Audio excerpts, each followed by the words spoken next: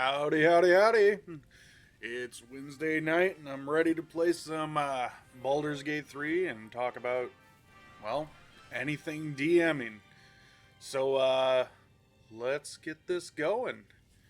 Hopefully, everyone's had a great week.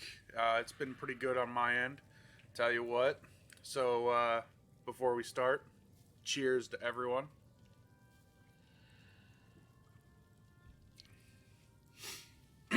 Nothing like coming into a tavern and drinking some mead, gathering with the adventuring party, and setting out on a journey. So, the way I feel is that's exactly what we're doing. We're going to set off on a journey into this wonderful game that we've been playing so far. So, let's go ahead and hit continue and see where we end up. So I believe the last time we left off, we had made our way into the Druid's Grove. We'd met Will, that's Will right there. We'd met Will, who I assume is a warlock. I haven't tested him out yet. We also met with the Druids, Nettie and Kaga, whom Kago wanted us to get rid of the tieflings in the tiefling refugees and basically escort them to Baldur's Gate so that the grove would not be attacked by goblins. We spoke with a goblin captive. What else did we do? Spoke with Nettie. She gave me some wyvern poison. Yeah, that was it. She gave me some wyvern poison to drink if the tadpole in my head started to go crazy and I was about to turn into a mind flayer. The man is dead, but something shifts beneath his features. A glistening tadpole emerges, slithering up past a sightless eyeball. The same as the creature behind your eye.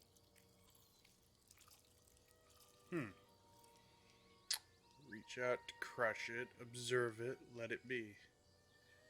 Ooh, I want to see what it's going to do. It seems to curl upward in recognition, then shrinks back down, eager to escape. We're going to One crush it. squeeze should do it, but you stop short. How could you think of harming something so beautiful, so pure? There's nothing in my hand. Must be a glitch. We're going to go for insight. I have a +5, +2 on strength. We're going to go with the insight to give us a better chance. The target is 5. Oh yeah, we got that. That was a simple roll.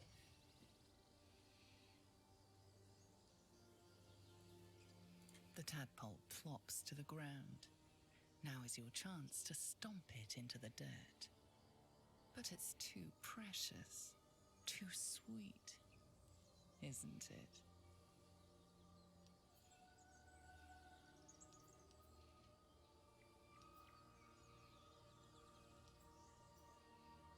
I'm gonna insight that again. The good rolls seem to be... Oh no! And I have no insight to fight that off. Your foot trembles. You can't do it. You couldn't possibly. It slithers away and vanishes into the undergrowth. Safe. Free. Huh. Well, that wasn't supposed to happen. One moment, we're gonna go to options here. We're gonna get this... What is my video on right now? We're gonna go to a full screen mode. There we go. That's better for me. My tab bar on the bottom was kind of cutting off some of the dialogue. It made it hard to read that last little bit, so Uh, nothing on him. Oh, Asterian's got something to say. Saving throw. Oh, okay. Twisting vines must be like the integral spell. We're blessed true souls, handpicked by the Absolute, just like their ex-brother, who, by a remarkable coincidence, also had a mind flayer worm in his skull. Who by now, remarkable consistence, also has a mind flayer. All the more reason to get rid of it. Is that how we were meant to turn out? Brainwashed cultists? His siblings practically worshipped us. This could be useful. Probably. But at least we know what's scuttling about in our heads. He seems completely unaware. Ignorance is bliss, I suppose. Yeah. That's what they say. Let's continue downward and see what's down here.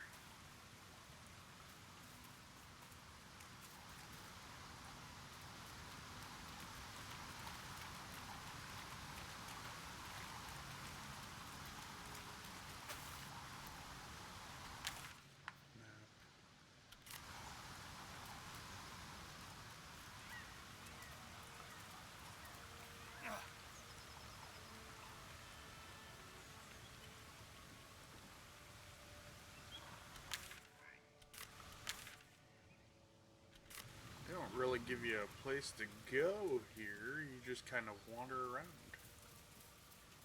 I know what I'm searching for. A woman with shadows for eyes, you said. Merely that if the eyes are the mirror to the soul, yours have dark curtains across the mirror. No offense taken, I hope. Not necessarily. I haven't made up my mind about you yet.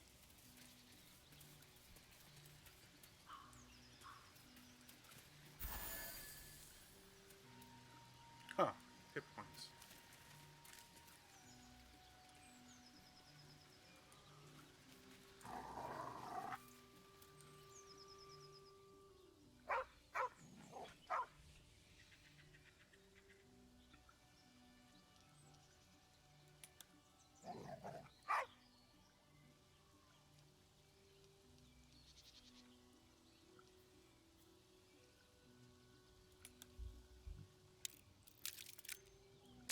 Let's see if I'm any good with animals.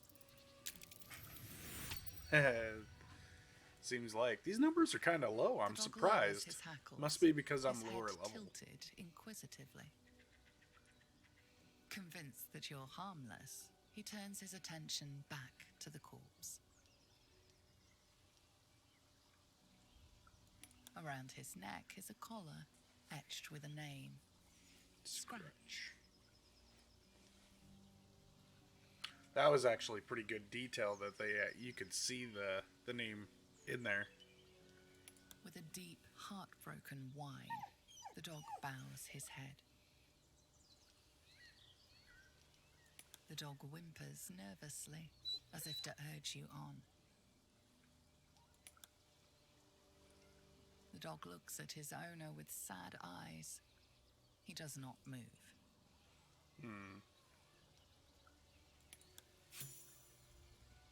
The dog sniffs your hand, his tail swung low in understanding. He knows how to find you.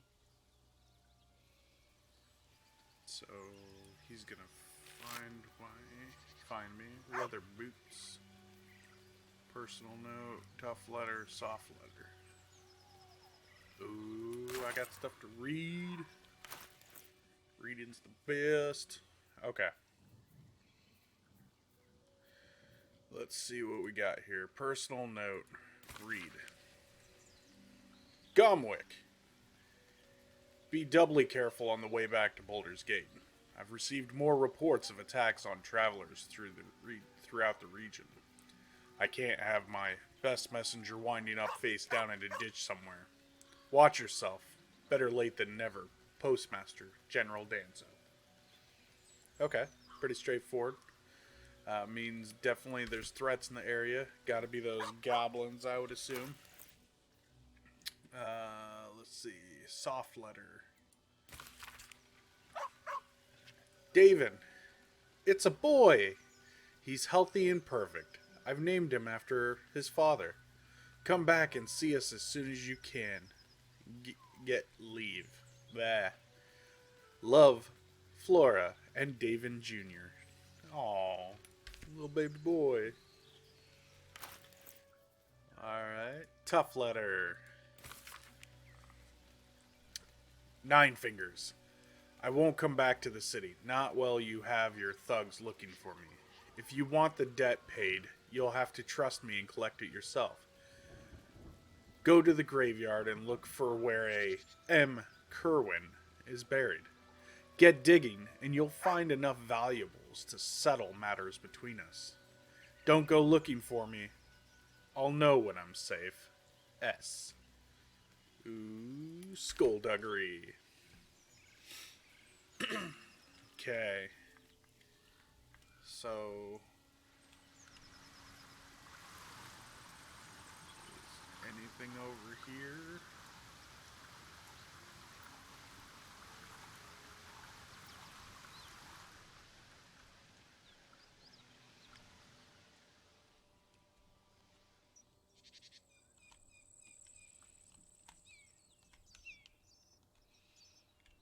Uh-oh. Is my camera stuck?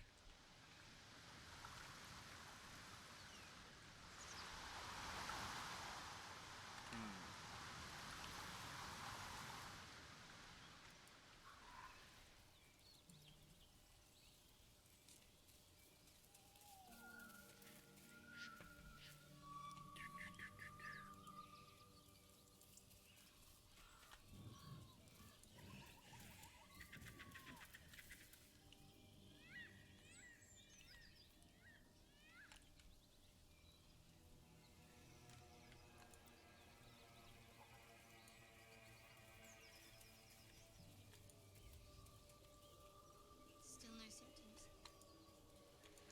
I did see a cave down here, so we're gonna go check this out.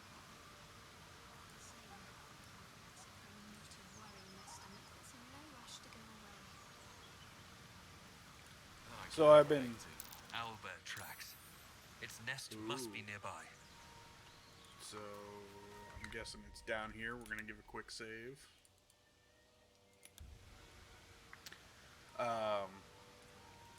So I've been thinking D&D 5th edition. Not a whole lot of rules on high level play. It's pretty simple to, you know, go to level 20, be at level 20, but there's never really anything after level 20. That stench. Dead owlbear prey, no doubt. So it kind of makes you wonder what they have in store for the future. I mean, 3.5 had the epic... Over there. The shrine to Seluna. Ooh, By to Moon Maiden's Seluna. grace. Had the epic level handbook, which took you, you know, higher than 20th level, all the way up to about 40th. Even higher than that, depending on how you wanted to go. There's magic keeping this chest sealed. I can feel its aura. Moon Maiden's grace. It's open. You should leave it, or even destroy it if possible.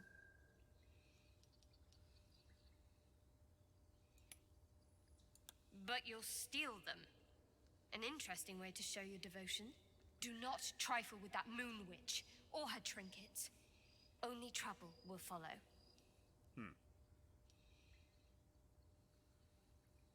Ooh. I almost pity her, if you're the quality of follower she attracts. Wow.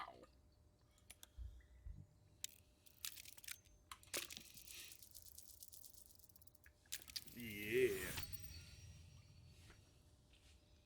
It's because she's a follower of Shar. I should have stayed quiet. Shar and Selune in Forgotten You Realms want are the polar truth? opposites. Fine.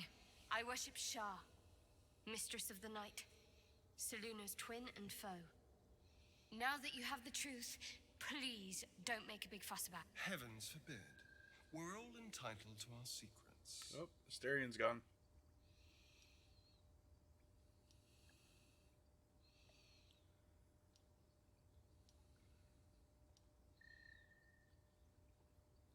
I don't want to drive her off. She's a cleric. Forever, ideally. And you assume too much about what I can and cannot tell. Secrecy is everything for Shar's children. It is our code, our creed, our shield. I'm not sorry I kept this from you. Not one bit. Though, perhaps that might change. If you can show an open mind.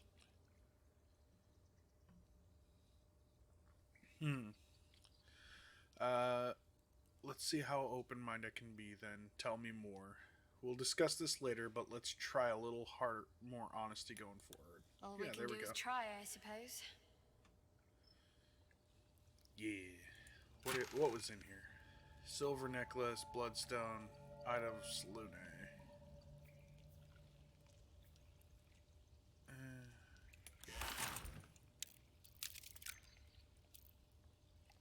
Oh. Oh no. Whoops.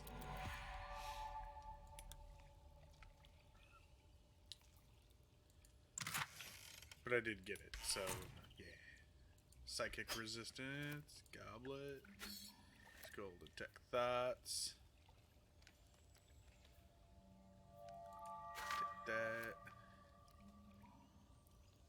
Let's see. The war between Selune and Shar. An ancient tome detailing how Selune came into being along with her sister Shar, the silver and radiant Selune, the dark, alluring Shar, complemented each other and brought an orderly distinction between light and dark into the universe. Oh, that's all there is. Well, I doubt we're gonna find any more books in a cave like this. Hey, a potion of speed. Let's grab that. So,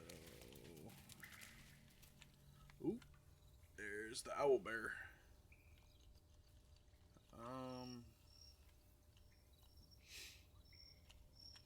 I feel like this thing is gonna stop. Oh, 81 hit points. Wow. Let's go around. We're gonna get a better tactical advantage for this. Is anyone hurt? No.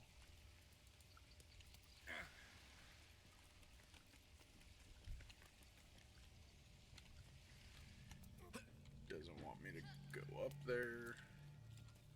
But as I was saying, the high level play, there's not a lot of stuff on it. You can give boons and you can do whatever else to make it feel like high level play.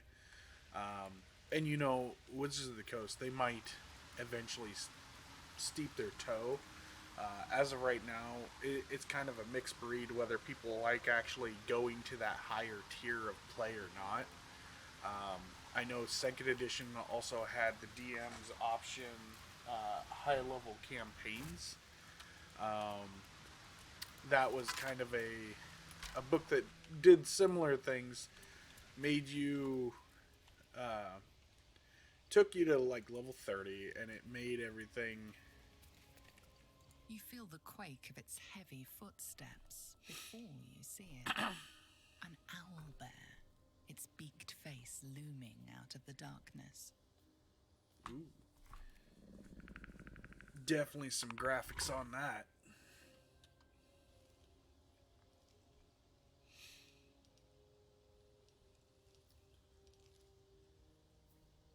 +1, +3, +3. Study the owlbear. 12. Oh no.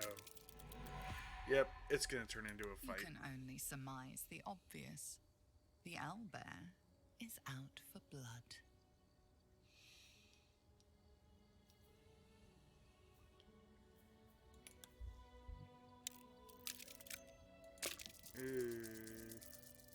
Hey, nat 20. The owlbear stares, but doesn't move to attack. The way out seems clear.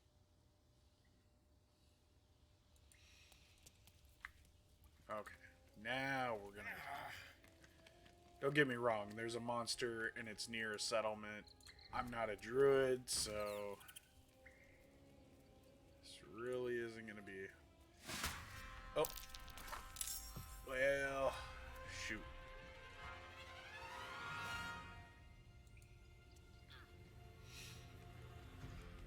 Get her to climb up. Then she'll... Throw some radiant damage. Run to there. That'll be her turn.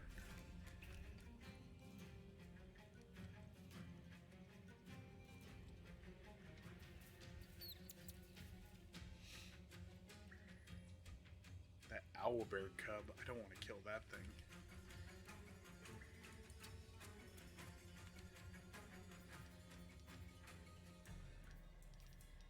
We're gonna go to...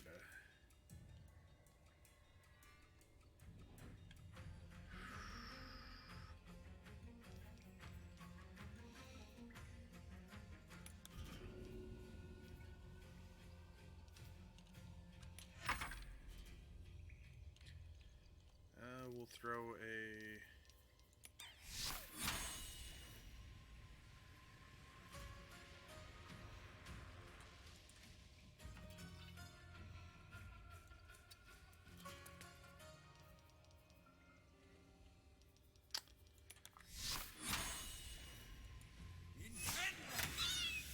There we go. Frighten it so it won't attack.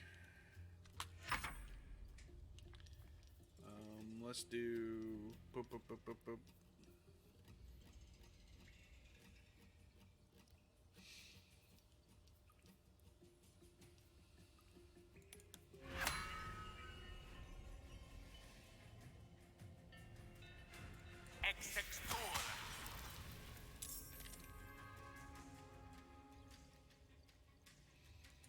And climb. Let that flaming sphere do the work for us.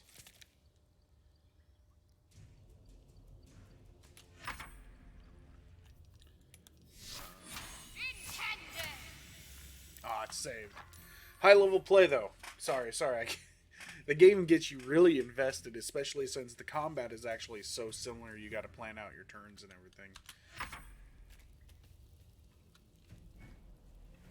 What?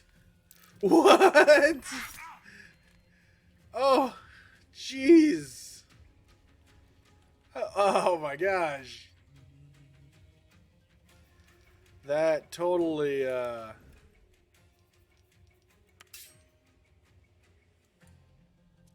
totally caught me by surprise and jumping all the way up there.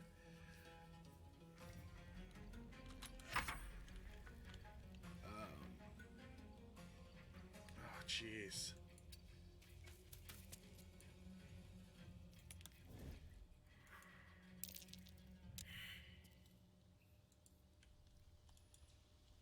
Okay. Well.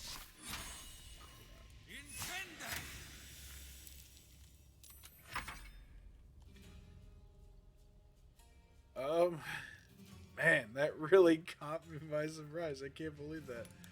We are gonna grease right there. Oh, and it's still saved. Okay.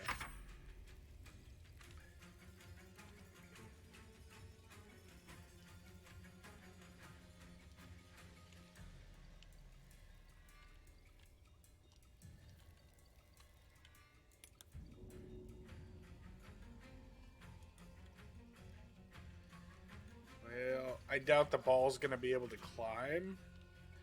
So where'd the baby go?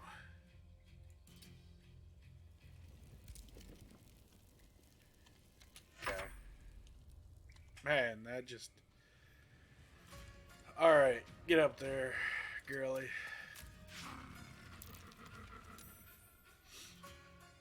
We're gonna...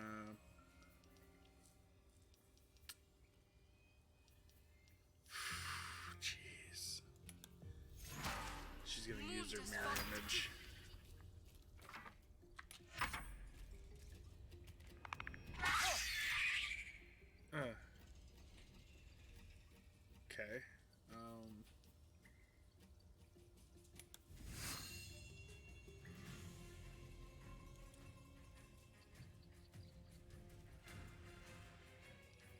We're gonna try and sneak attack. I am playing a dwarven cleric of Selune. So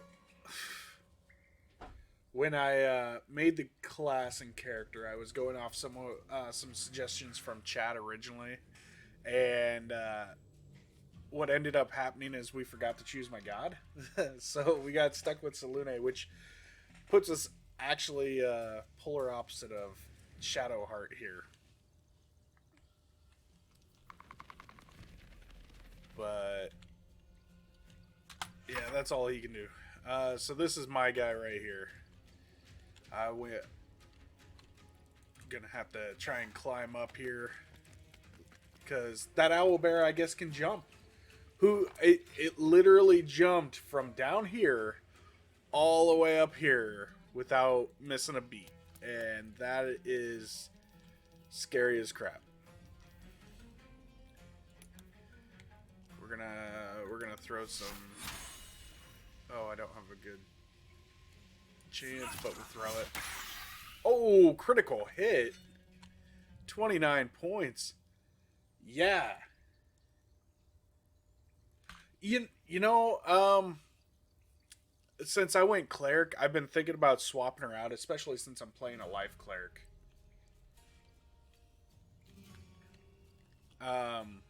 I actually just got Will, and this is pretty much my first playthrough as well. The original time I tried to play this, I only had my gaming laptop at the time, and I had made it as far as the catacombs with the undead, and that didn't go too well. So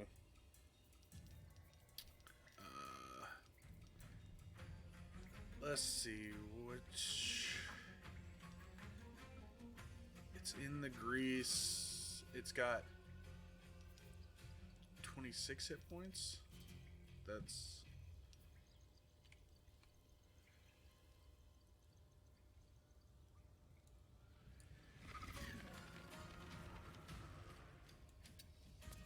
You know, that actually.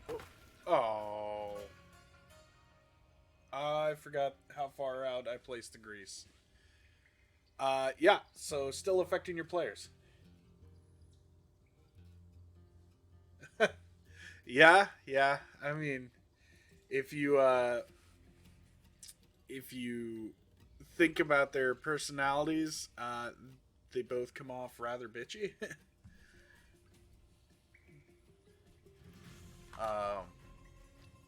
Yeah, so I can completely understand that. I don't know why Lazelle's attitude has always struck me as I really don't like her in my party at all. And I'm really hoping in the future they add more characters to gather with your party.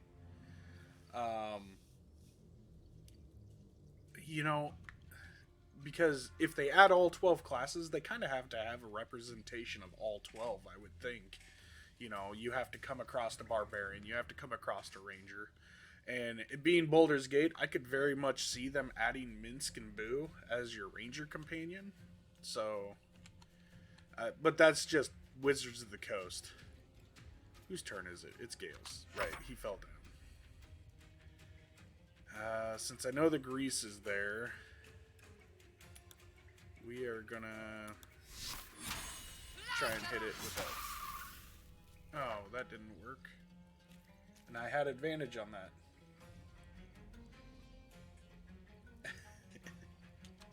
Yeah, Minsk and... Oh, I think it just raged.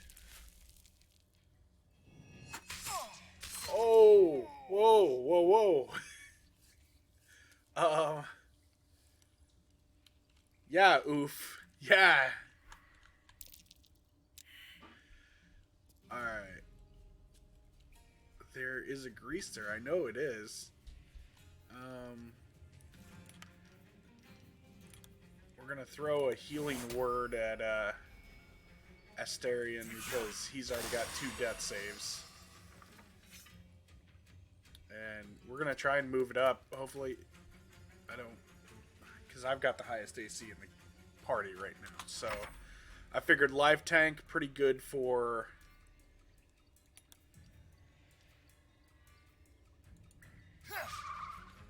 Pretty good for, what's it called? Tanking, sorry. I'm drawing blanks.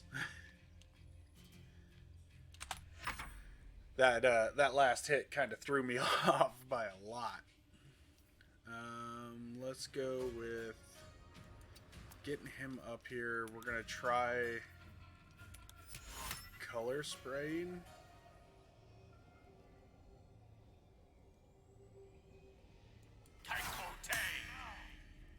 And I blinded my own guy, because that is really hard to see where the... Yeah, where the placement on that is. And, you know, actually, this is very much like a real D&D game, because you can still affect your party with your own abilities. I fully expect Fireball to come into play later. Yeah, fail, I know. Well, we're just gonna beat it down.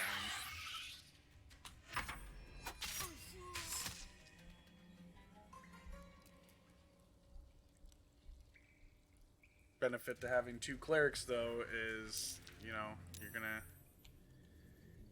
keep them up. And I haven't rested once since I've done this yet. So...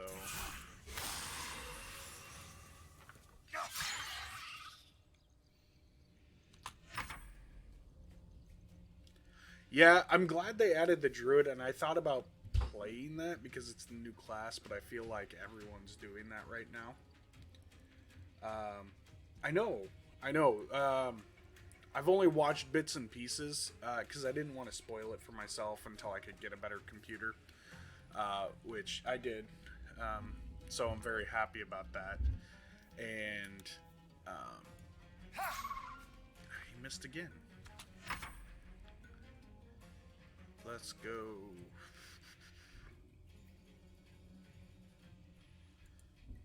Let's go melee. We're gonna go topple. Oh yeah, prone. There we go.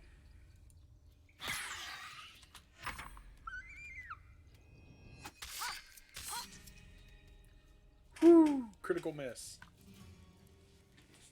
So with I was actually talking about it earlier, high level play in regular Dungeons and Dragons, because I've DM'd the game for 25 years now through various editions, and I kept wondering if they're going to add higher level content past level 20, because right now the game has you stop at level 20 and it suggests giving boons and effectively just powering up your character that way. But I would like to see them go into much larger, a bigger scale of epic levels. Oh, and you ended on a nat 20. From you to his dead mother. Aww. A single strike will end his suffering.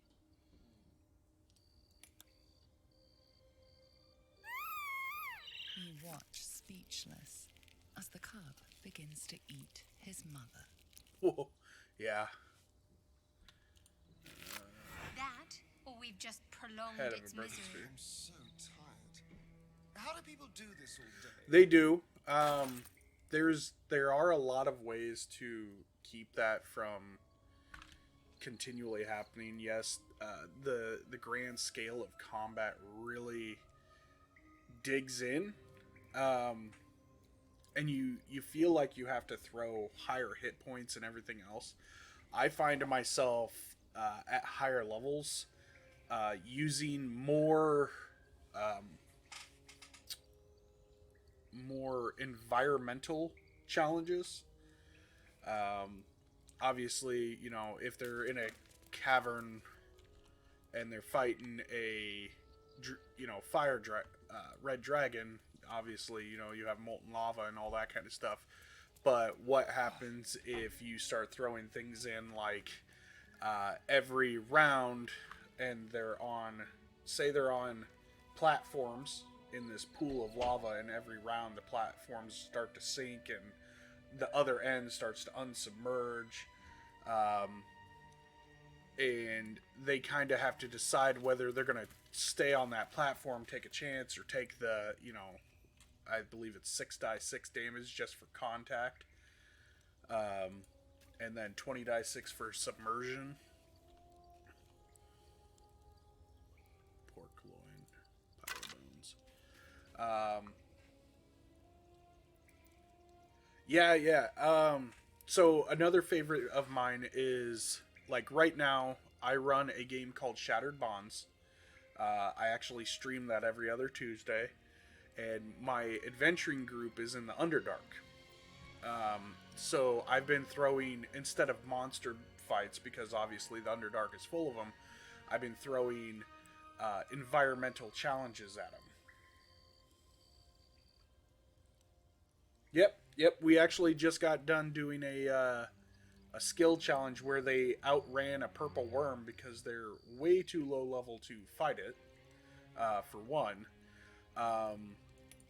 And it makes them think outside the box, like using spells to slow the creature down instead of. Can I take that? An owlbear egg. These are supposed to be worth a Uh, fortune. Using spells in place of skills lets them get creative with some of those things. So the purple worm charging towards them, one of the things to dissuade them from, yeah,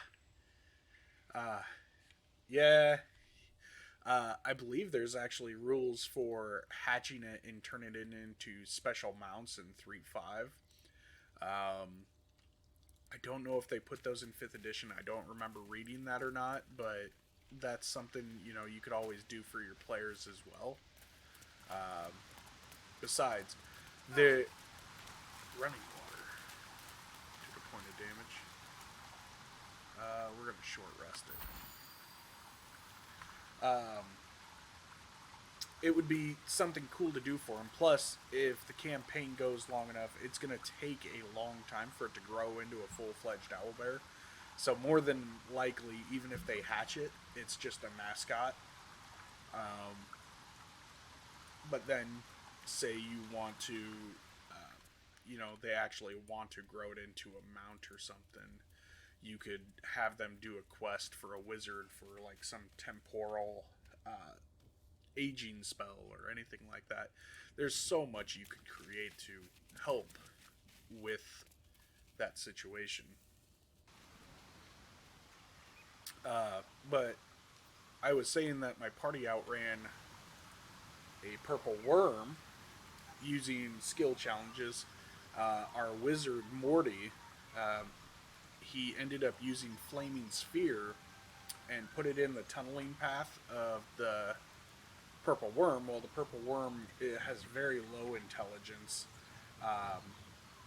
and that of an animal, and it's burrowing straight ahead. And it says one of the things is it eats anything and everything in front of its path, so it swallows this flaming sphere.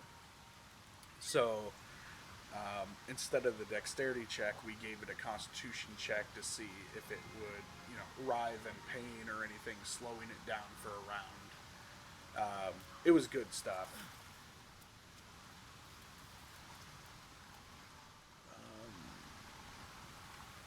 Where am I map-wise? I do like how there is so much map to run around it, and even though this is early access, there's a ton. And I don't even think this is all a first chapter.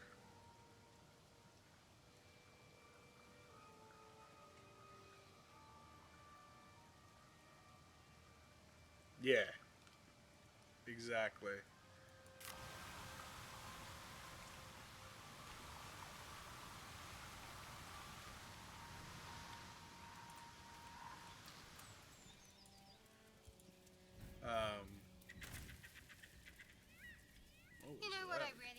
Baldur's Gate, the food.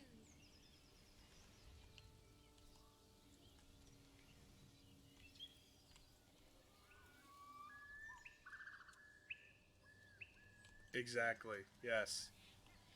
I've been thinking that for Well, unless we since find I a cure, started. I was we'll expecting make it to this be true like live just an soon enough. ordinary demo where, they have like Diablo 3 when it first came out, your demo was literally playing through the graveyard up until Leoric.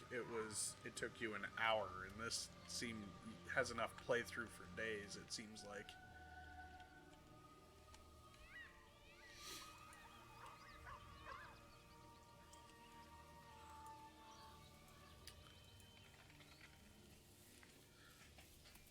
So the the game you're running, is there like anything that you're running issues in with your players, or It looks healthy, but it's stone dead.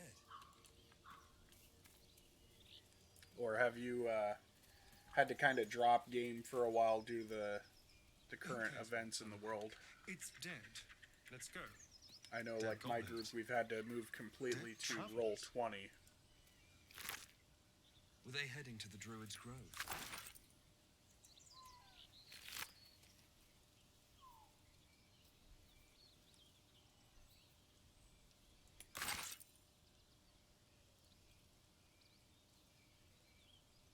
Nice. I have actually never ran Curse of Strahd.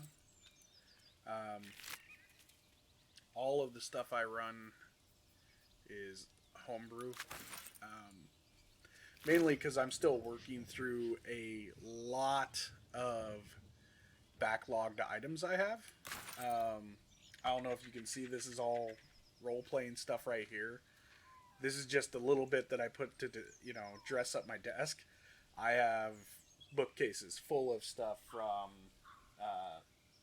3.5 second edition, um, 4th edition. I have all over the place. Pathfinder books, Serenity, Game of Thrones, all kinds of different tabletop role playing games I've delved into. And I just recently started streaming on here. I figured, why not get out there, help people with DMing advice if they need it. I find that most of the stuff you find online right now, streaming wise, isn't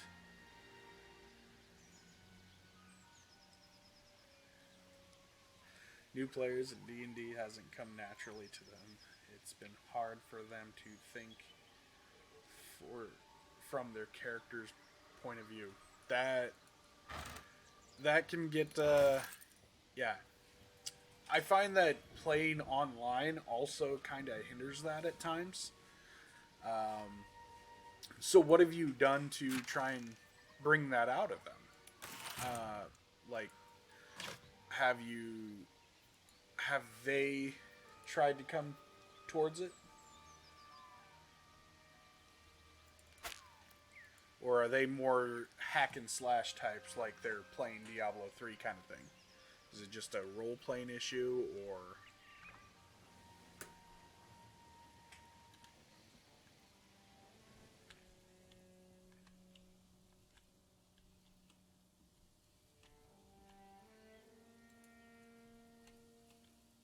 I am enjoying our walks together. Aren't you, Gay? Scrapwood Shield? Sure. In silence. I really don't even know where I am. I'm just running around.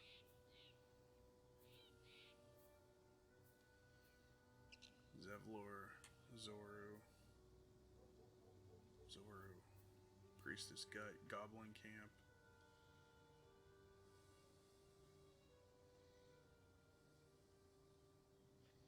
Yeah, new players, getting them involved with the story can be hard, especially if you're running a sandbox type of game where you give them more options. generally you can overwhelm players, like especially new players. I find that newer players, it's better to kind of have that carrot on a stick in front of them for the story. If they start to want um, to go on their own, that's great. But for the most part, a lot of new players, you really have to hold their hand through your story. And I know it can feel kind of railroady, especially at the start. But it's the only way they're really gonna start to come out of their shell is if you put, say, if they have their background involved in the game, if you put something in that's gonna obviously upset their character, maybe it will trigger them to. I'm trying to think of the word now. Trigger them to enact more upon it.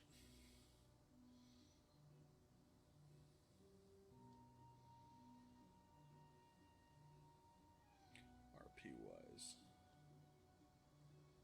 I wasn't expecting much, honestly. I'm currently working on a get to know your character worksheet. That is a great idea, actually.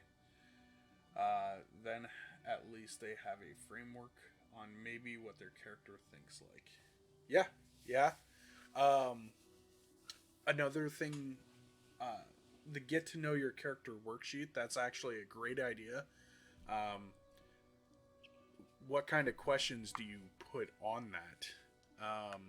One of the things I would maybe look at putting on there is, if your character is like any fictional character you've read about, who would they most likely be like? Are they a Han Solo type character? Are they um, are they more akin to Riddick? Uh, are they a savior like Aragorn? But then, another thing you can point out to him is the standard tropes like edgelord. My parents died. I was orphaned.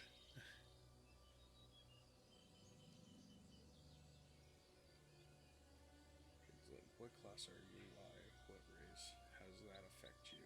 Do you experience racism? Yeah, yeah. Now, are you the Curse of Strahd? I know they recently did a revamp with there were some. That's a good one. If they haven't written their background, uh, you know, this is definitely something. Those questions are definitely good for building up their backgrounds, getting them invested in their characters, um, getting them to think like their characters. Man, that is a tricky one. You brought that up, and that is a great question. I ran at a library for a group of kids between the ages of 8 and 14, and you know, with their issue, it was more getting involved with um, You seem to the know a good deal rules, about our condition, Gale. learning the Everything, really. dice. Not to put too fine a point on it. A Yeah, humble it specimen, definitely aren't you? does. You On know, occasion. playing D&D is a gift. Really, it is. And I said this on my Twitter. Playing D&D is a gift. DMing D&D is like giving a gift. But tabletop role-playing as a whole is the greatest gift everyone can enjoy together. Am I back at the Druids? I am. I am so lost right now. I have no clue where I'm going.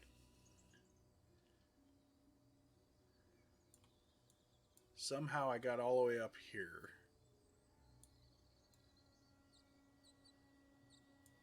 There was another door up there, wasn't there? Okay, we're going that way.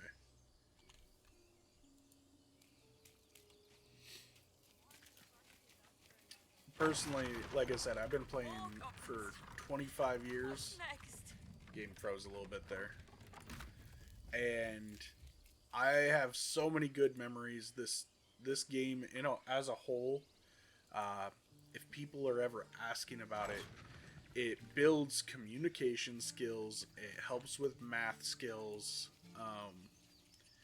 The ability to function as a team or party is a huge bonus. And, you know, growing up, there were a lot of refugees, adventurers. No one I was in hears, and suddenly we're high overwhelmed. school in the Well met. early 2000s, late And thank you 90s. for beating back those goblins. And Is there anything you need? it was still looked Act fast upon if you as do. if you're a The huge ritual nerd will if be you're complete playing. before too long. And funny thing is, most of us were jocks. So, you know, we didn't tell a lot of people we played because, well, the rest of the team looked at you bad. You kind of had to hide it. And eventually, it, you know, comic book store opened up in town. It became much more acceptable when you would see the random person in there. And they're like, oh, you play this? And, oh, yeah, I play this. I know it's drastic, but more monsters seem to terrorize this region every day.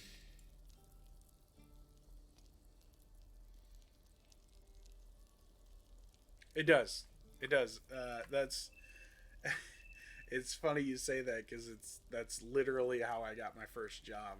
Is sitting at the comic book store talking with the owner Bill, and you know I was having trouble filling out my first application and all that kind of stuff. And Bill was a great guy. I mean, very there for his customers. His shop eventually closed down, which was sad. Our town's just too small to handle a shop like that. And but he helped a lot of kids out. And one of the things he was actually the person that told me, you know, hey, you're playing Dungeons and Dragons. You know, you've got all these skills. You're a fully functioning person that can work with a team. You have communication skills due to this. If they're ever like, you know, have you ever done large projects in a team environment? Yes, we saved we brought down a dragon and saved this country from, you know, ruination. Don't put that, obviously, but yeah, you're right. Just monsters every day. What are you Just selling? some bits and bobs I no longer need.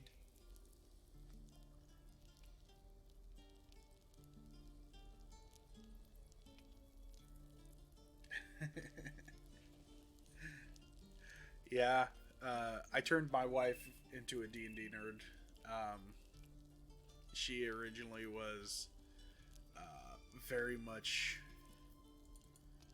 just about playing like video games and all that. She didn't see how playing a board game like this could be that fun until we started running. 300. I bet if we found someone that's not in the Druid's Grove, we'd get more for that.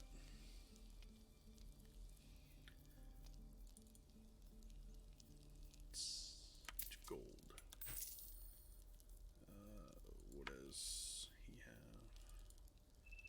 Quarterstaff. Gold.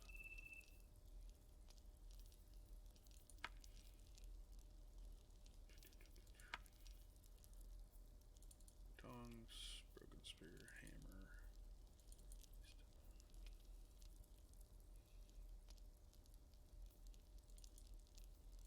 One second. I'm just got to get rid of some of this stuff.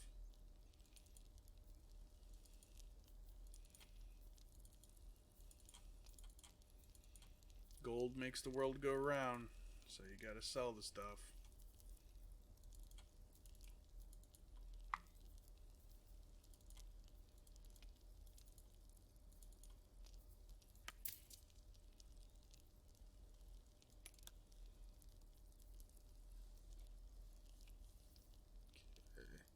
Sylvanus, guide your path. Alright, work our way through town. Yeah, thank you. And thank you for following. I really appreciate that. Like I said, just getting started. Every little bit helps. Have a good night.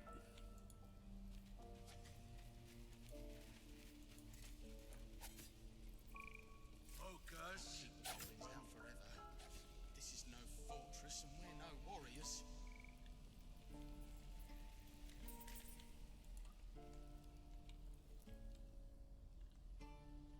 Makeshift prison. Okay, there is another entrance out of this place. I just have to find it. I miss my forge. Whoa, tail going crazy. I care about our lives, our futures. No, you just care about your stupid apprenticeship.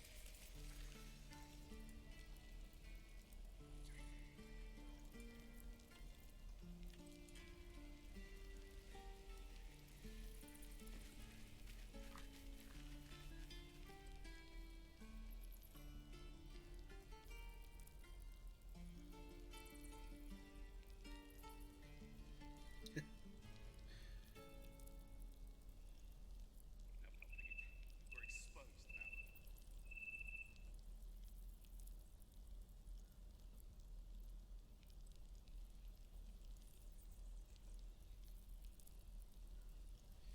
So I was talking about high level play. Sorry, my son was chatting at me.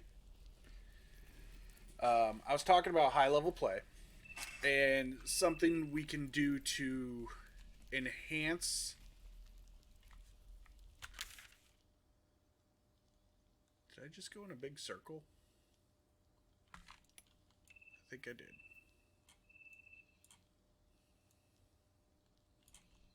Okay, so that is not my way out.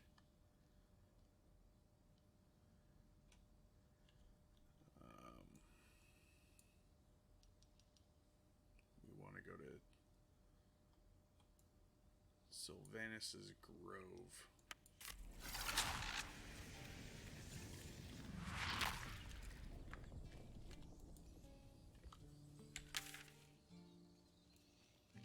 Okay, I guess we're going all the way over here.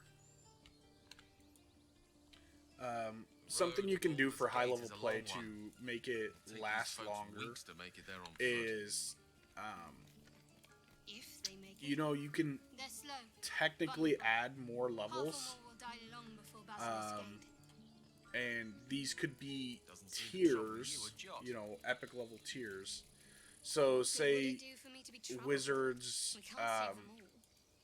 much like a boon, would gain anything in there.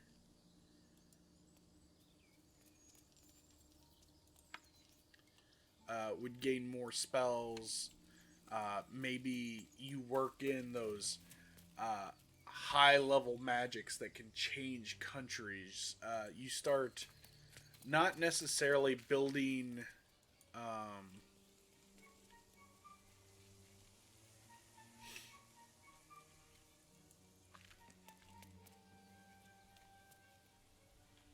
not necessarily leveling them up per se, but you start going into more character-driven arcs. Yes, they want to use their abilities, all those kind of good things, but how do you do it while maintaining that level 20 spree? And a good thing is start letting them run countries. Start letting them, you know, take on high level missions, maybe start traveling to the astral plane, maybe different planes of existence. Turn it into more of a story, a story about how they're going to change the world. Another pod from the... Ugh. Smells like rotten eggs.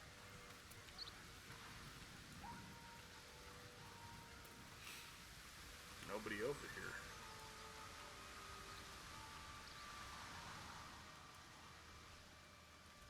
Let them, if they're experienced enough for running to 20th level, you know, maybe it's time to let them drive the entire story, and let them, at this point, go more sandbox. Let them tell you what they want to do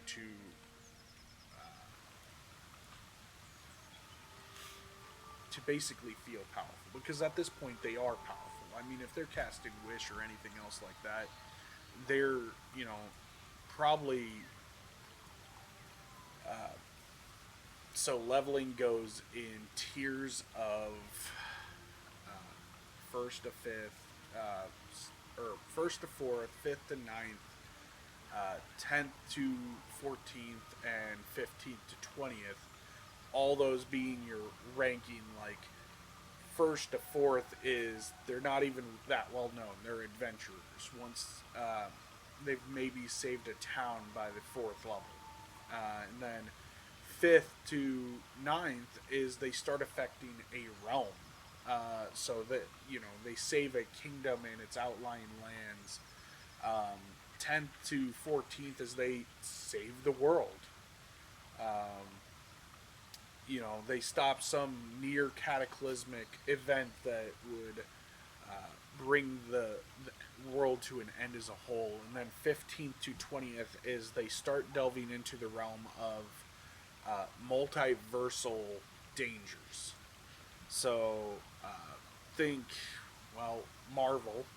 We had Scarlet Witch in the WandaVision recently, where she had altered reality.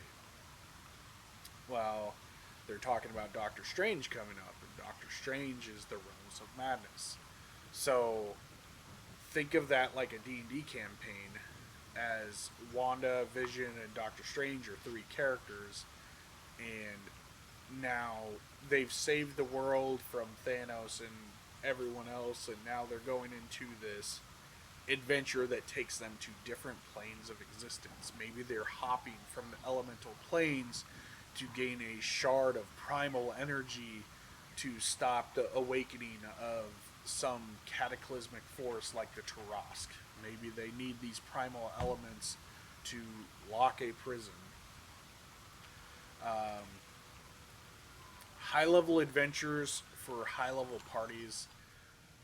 I know it can feel like a struggle because they are so powerful, but it's not always about the combat at that point. There are ways to work around the combat, and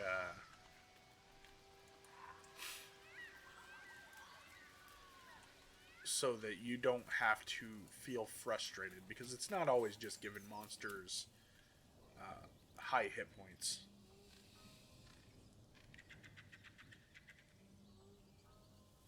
You can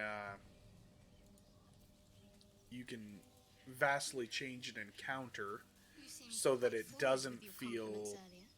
We'd only just met. Seize the day, I say. More now Is than Asterion lost? I lost Asterion somewhere. He's stuck? Oh, right. He's a vampire. So running water hurts him. That's neat. Get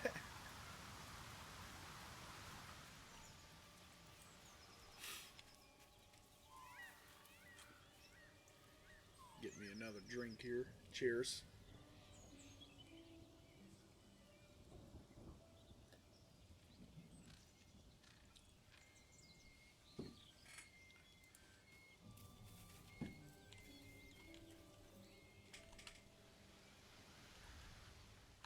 Can I not go up this way?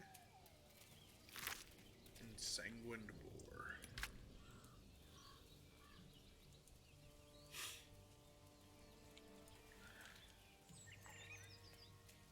Alright, we're gonna save real quick.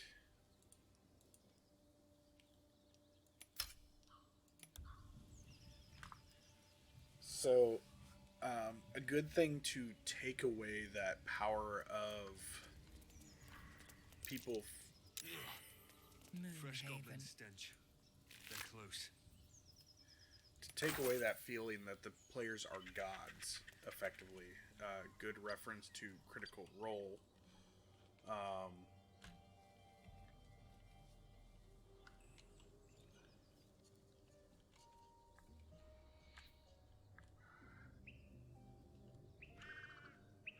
What is here? Good reference to Critical Role with Keyleth jumping off the mountain. Get over there! Surround him like!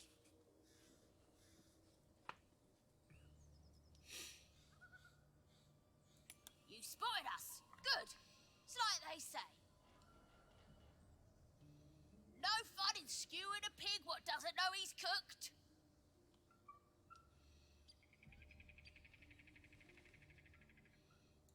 We got you. Here's how this goes. You take one step further, and we'll fill your front with arrows. Or you turn around, and your backside gets the same treatment. As the symbol glows, power courses through you. Authority.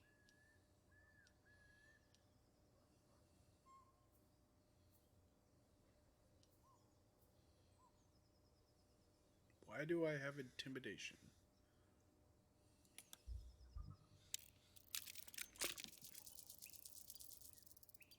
Yeah.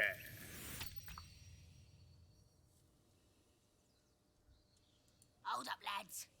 This one might be more than we bargained for. Go on, then. Just keep your nose clean.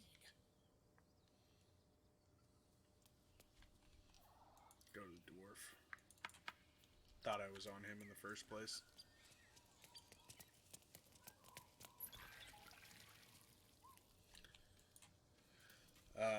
But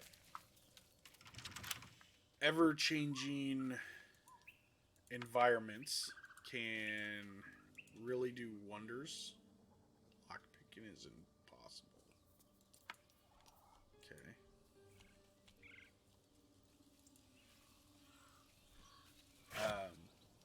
Sorry, this is really distracting me. I gotta stop playing for a second if I'm gonna talk about this. Ever-changing environments. Like I had said earlier, lava pools that every round there's a percentile chance that one of the pillars shifts up out of the lava and one sinks. And how do you do that so that it's not unfair to the players and they don't feel like you're targeting just their platforms? You put 9 platforms in the room and you assign each one of them a number, and each round you roll that die 20 or that percentile dice, and say you roll that 25%, you roll that die 10, on a 10 you roll 2 numbers, ignoring the second 10. So then you'd roll, and you say you roll a 3 and a 4. Well, 3 and 4 pillars would go down into the lava, and because 2 went down, 2 have to come up. You never leave the same. You always teeter 5 pillars up, 4 down, or whatever. That way, it's kind of a guessing game. It's kind of like if you were doing a fight out in the rain or a thunderstorm. Every round, there's a 10% chance that a lightning bolt strikes, and if it strikes, you just roll a number based on the number of people on the battlefield, and you give each target a number. If it rolls that number, that person gets a reflex save or a dexterity saving throw versus lightning, and if they're struck, they take like 6 die 10 lightning damage, or possibly more depending on the level they're at, because I know barbarians can get up there, and especially if they're a Totem of the Bear. I just noticed my entire thing is like really messy down here. I really should clear some of these out for spells, especially since a lot of these I can't even use.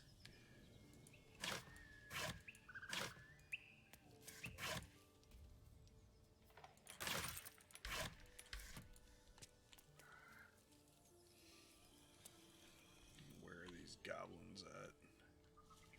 Are Are they still here?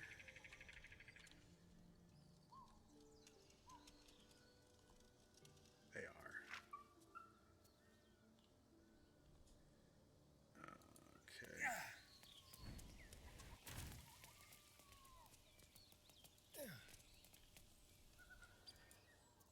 You see anything shiny? Yeah, we're gonna.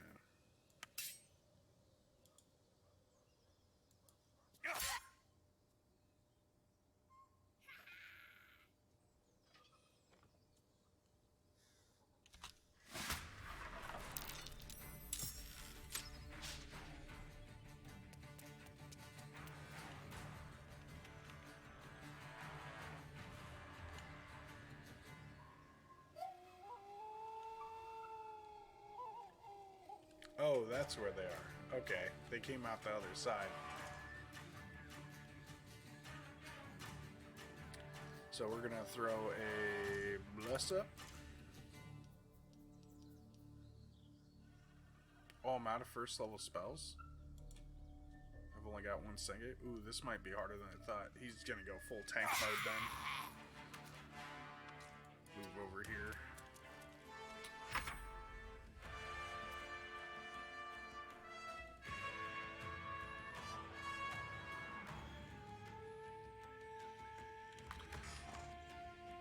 Ooh. Get the high ground, and now they have to come to me. So they're all moving around. So let's see. Too high, but I can still hit it from an angle. Oh, she! Ow! I didn't think they'd throw her off a cliff.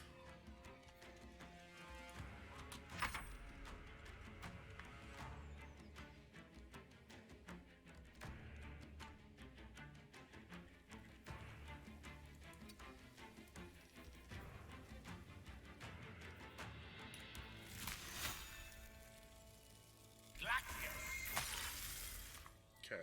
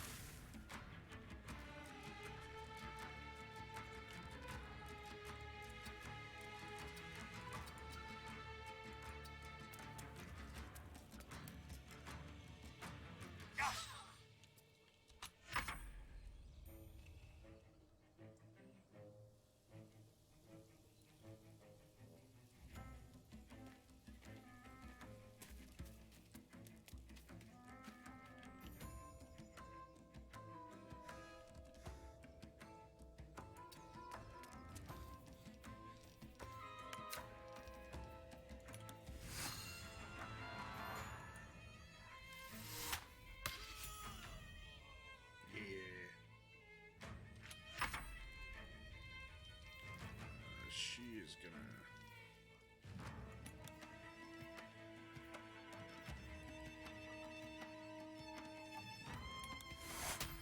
Take cure. Throw a cure on herself because that hurt.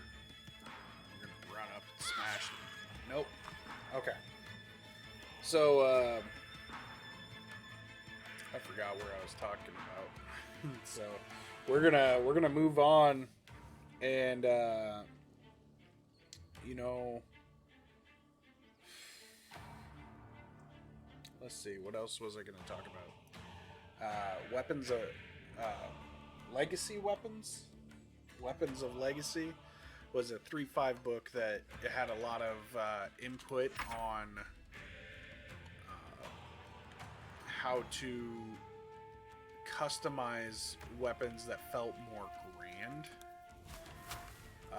One of which being, like, say the party found a +1 sword and it had special etchings on it and all that kind of stuff. Well, something you could do is, say, give the item a name, and the party, say, slowly find out information about it, and through that they would unlock its power at, like, specific levels, like So there's a dagger that was used by a famous assassin called Shadow, and the Shadow used this dagger to kill so many victims. So a rogue using this dagger maybe gets an extra die 6 sneak attack when it's using it, right?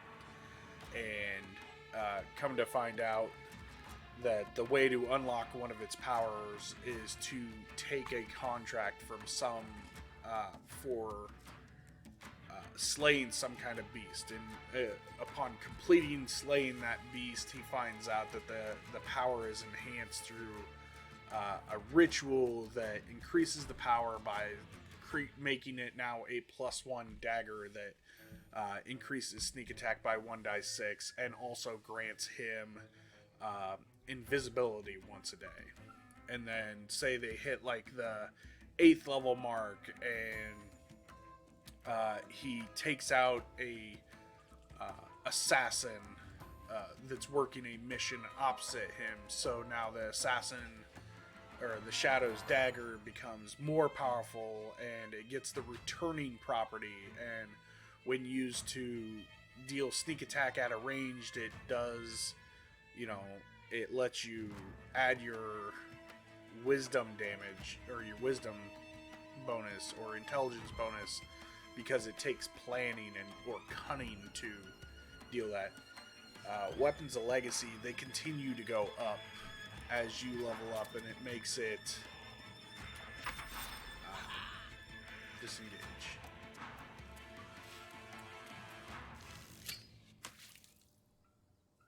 Oh, well, that's not gonna work. We're gonna healing word 2nd level.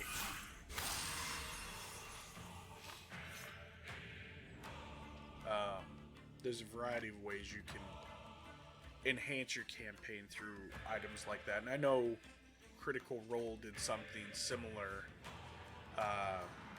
with Vestiges of Power, I believe it was.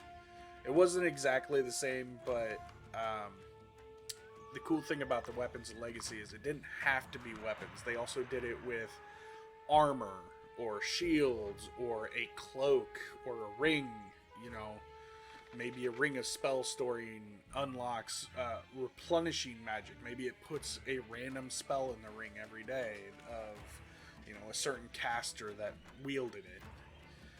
There's all kinds of things you could do to enhance your game with that. Healed. Oh. Okay.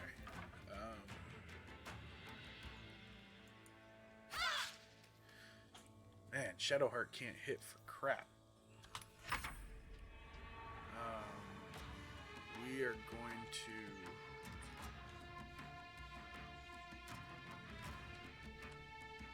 We're going to take out this goblin right here.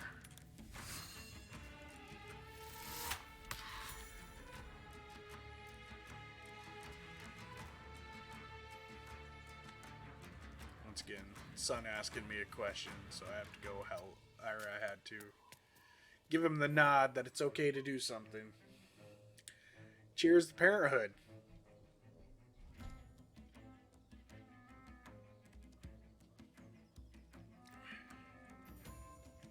That in of itself has made me a better DM also. Learning from the unexpected. I'm not saying go have kids, but it certainly helped planning things, I tell you what.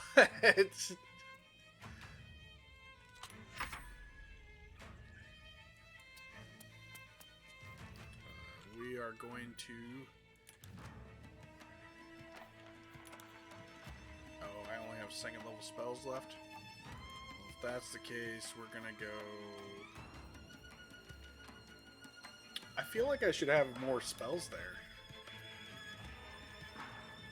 I think I just used my bonus action to hide. Let's go to this real quick. I got to toggle character sheets. I feel like he should have another spell that I'm not. See, oh, I didn't give him Burning Hands. I gave him Flaming Sphere. Okay. So valid target. We're gonna use Mage Hand.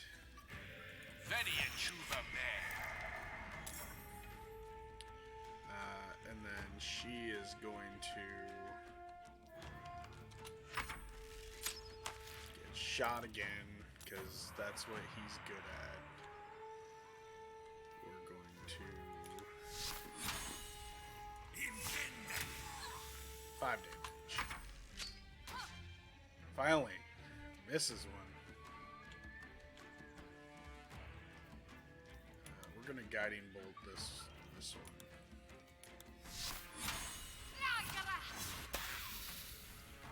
Then we're gonna run over here to get out of sight.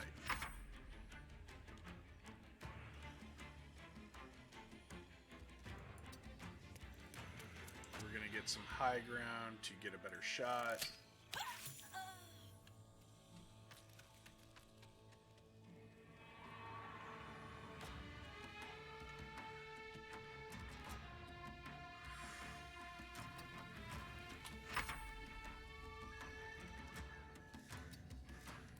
Run around here. I'm having really bad deja vu right now. I feel like I've done this before.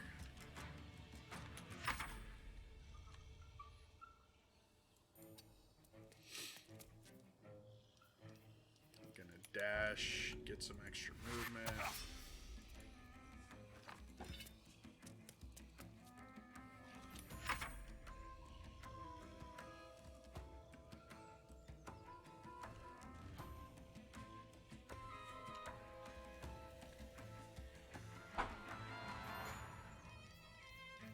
Wonder.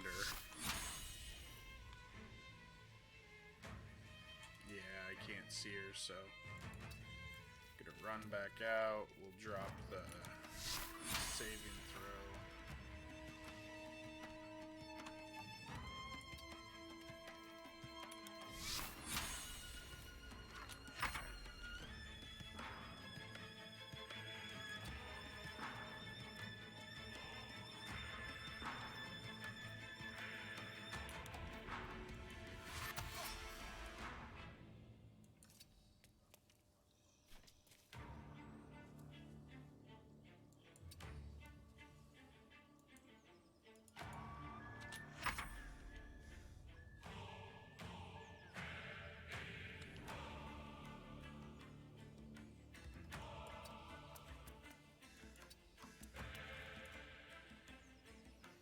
That was a waste.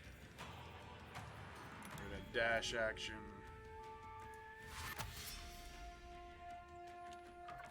We're gonna climb down over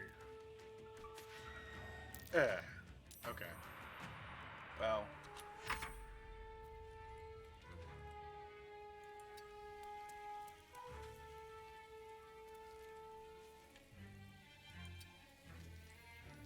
Running all over to get down here. This was kind of bad planning on my part.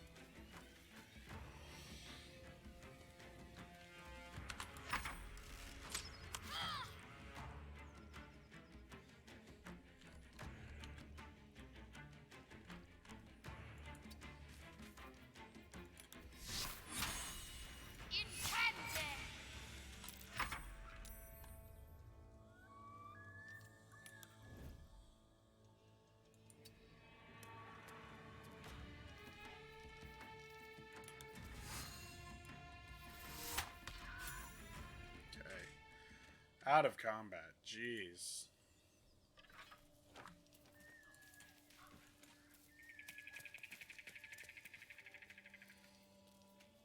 I haven't camped yet, so we're gonna camp.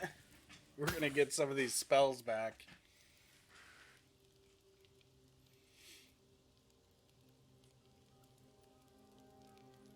Dude just walks up out of nowhere. My, what manner of place is this? A patch of ground to call home. Some rest for the wicked, after all. What would suit the occasion? The words to a lullaby, perhaps. The mouse smiled brightly. It outfoxed the cat. Then down came the claw. And that, love, was that. They do know how to That write beard. them in Cormier. Beard's pretty don't good. they? Well met. I am Raphael. Very much at your service.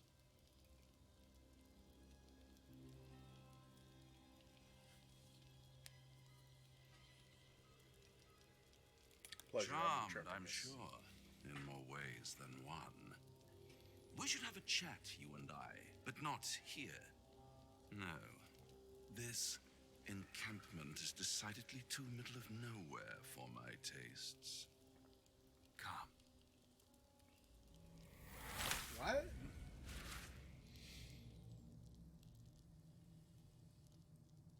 There. Middle of somewhere.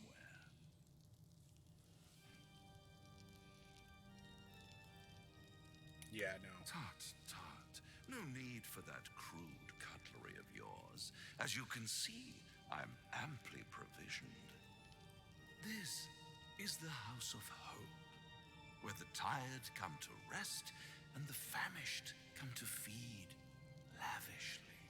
Go on, partake, enjoy your supper.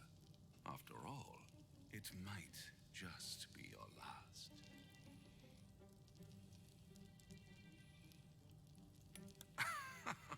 Are you not entertained?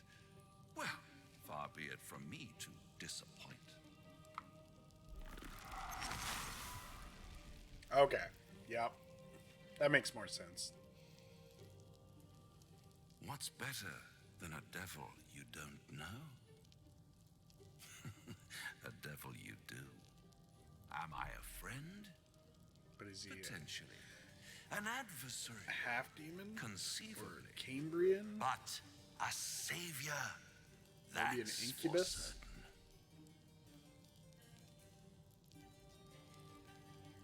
No, I don't know.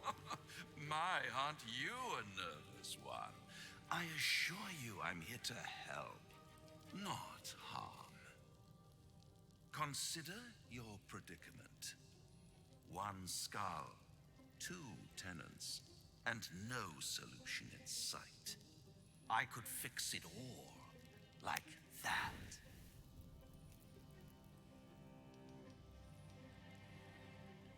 Ah, yeah, the painting.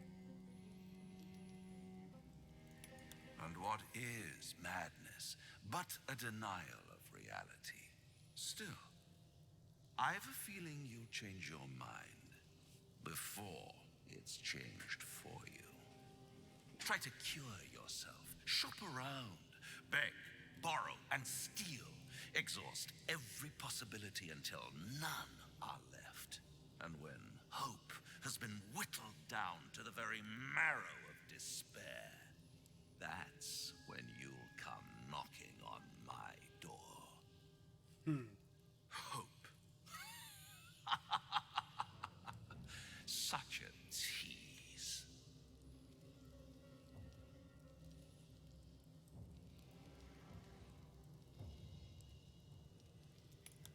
Ah, yes, the tongue. Yet another piece of pleasurable anatomy you'll soon have to do without. All Definitely those not a pretty little kid's game. symptoms, It's D&D, yeah, sundering but skin, this is definitely dissolving more guts mature. They haven't manifested yet, have they? One might say you're a paragon of luck. I'll be there when it runs out.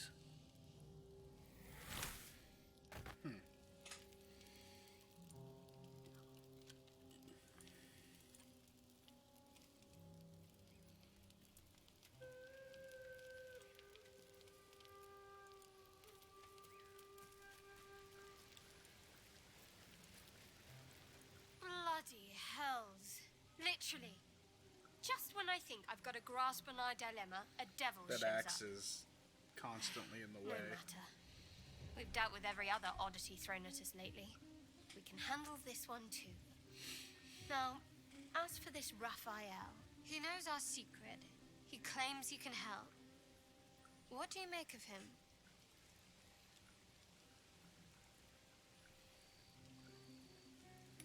No doubts at all. He seemed powerful and very knowledgeable about our problem. Not the worst prospect we've stumbled across. As long as you can look past what he is.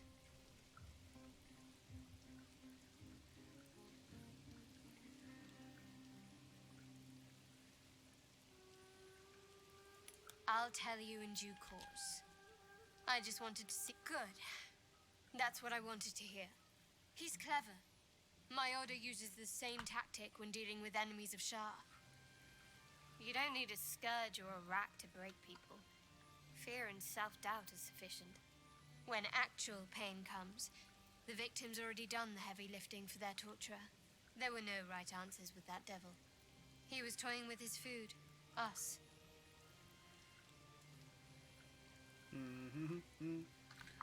Yeah. So for those of you that don't know, demons and devils, two separate entities. Devils lawful, demons chaotic. Demons are just about destroying and wreaking as much destruction as they can. That's why when they talk about the blood war, it's between devils and demons, and it's angels have actually fought alongside devils to end the blood war. Devils make deals for mortal souls in order to gain power. Asmodeus being the most powerful devil of them all. He's the prince of all, the prince of lies, the prince of all deals, something like that. He makes those hard, heavy deals for extremely powerful souls. The more powerful the soul is, the more powerful he becomes, the more powerful devils become as a whole. So that is where Raphael is coming from. They didn't say what kind of demon he is, but I would probably put him as an incubus.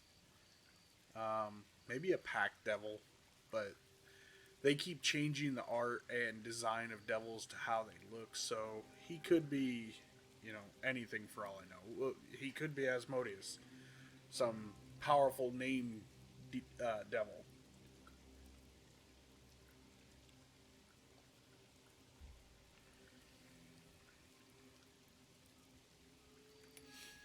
There are many, but they all renounce their gods when they are taught fear.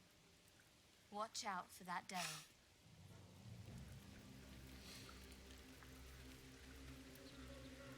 Let's see. Do you feel as flattered as I do? A Cambion came courting us. Okay. Well, there you go. It's a Cambion.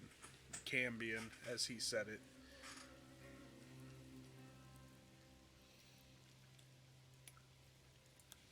Yes, they offer you an apple, but they're the worm that lurks within. Still, don't let his bluster fool That's you. where All that the talk term of desperation merely devils in the illustrates his detail own. comes from. I think he wants something from us, badly. Devils are And in that basically knowledge D&D's lies our version of opportunity. lawyers.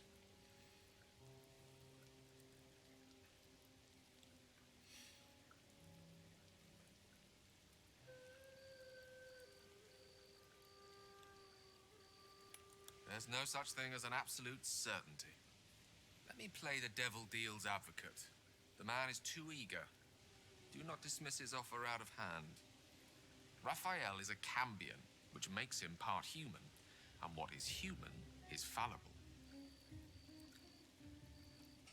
Yeah, that makes sense. Fine, but my reasoning is this. Fact one, there's something very strange and very powerful about our tadpoles. Fact two, a devil offers to take it away. What if the tadpole is what he really wants instead of the customary price that is our souls? If I'm right, there's a mighty bargain to be made. Remember his Cormyrean rhyme? Down came the claw. Perhaps we should start growing our nails. Didn't know that was Cormyrean.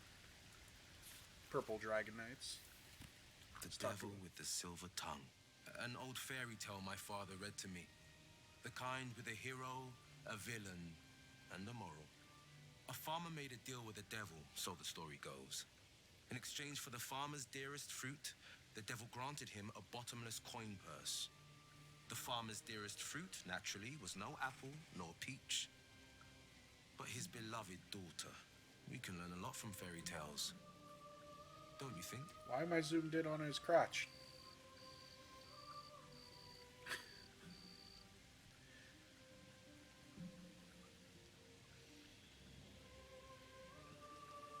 Do not trust a devil. Is that plain enough? Refuse him. No matter how tempting the offer, no matter how delicious the feast he lays out for you. The cost's always too great. Is it me, or does Will sound like, what's his name? John Boyega? Finn from Star Wars. To me, he does.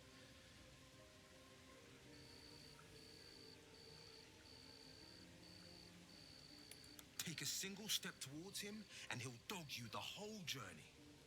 You might think you'd give up anything for a cure, but the devil won't take just anything. He'll take everything. Now there's a bloody devil trailing after us. Well, this gets better and better. Shop around, he said. He seems sure we'll find anything. And he might be right. We've had no luck so far. If we don't know what we're walking into, that bridge will collapse under us. The devil has a plan. He's playing with us. Cazador liked to toy with people too. Let them think there was hope right until the end. Until he snatched it all away. Cazador. Creatures like them don't play games unless they know they can win. Cazador. I wonder if he's talking about whoever turned him. Maybe. But he's not the only one spinning a web for us. This is no ordinary Mind Flayer parasite. Who tampered with it, and why? What do they have planned for us? And why are we important enough that a devil comes knocking on our door? I feel like this story is If we advancing find those rapidly, pieces, faster than it should might have a for chance. this level of play. It kind of has me worried that the game isn't, and I'm not saying it should take us all the way up to 20th level, but as a game, you know, the play should be there, the ability to reach that. This devil, Raphael, flaunts his paltry wings as if he wants to impress us. You saw the red dragon slaying his infernal kin above hell's fires, did you not? Next to a dragon, the devil's a gnat. When I am Kithrak, I will take my queen Vlaakith his head as a trophy.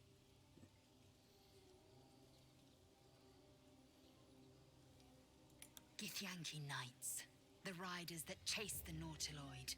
They are the commissars and enforcers of my queen Vlaakith's will. Vlaakith bestows no greater honor. To wield a Kithrak's silver sword is my destiny. I will earn my queen's favor, and I will conquer every layer of hell should she command it.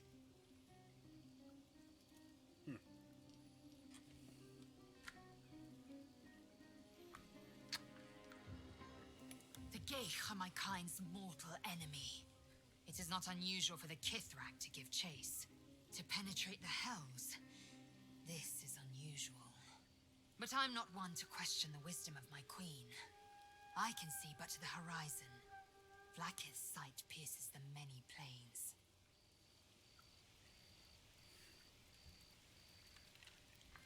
Cool. Let's see. I don't have anyone else in camp yet, so we're gonna rest, I guess.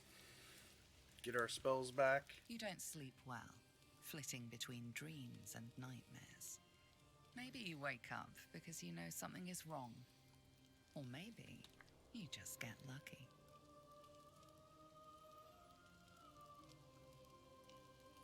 Shit.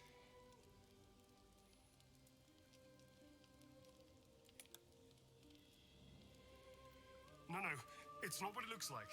I swear.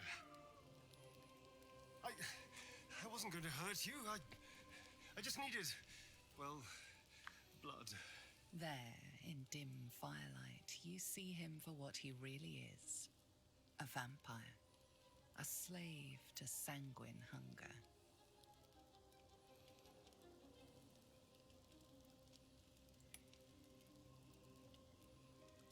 It's not what you think.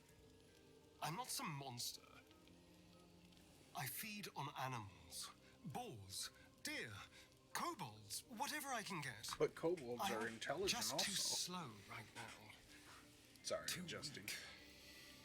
If I just had a little blood, I could think clearer, fight better. Please.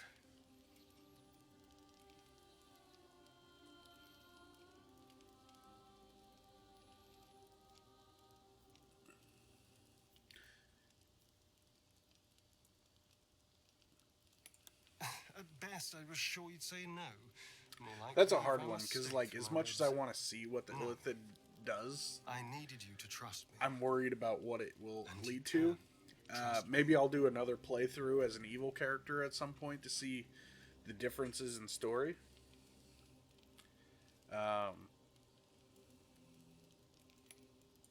Thank you. Do you think you could trust me just a little further? I only need a taste.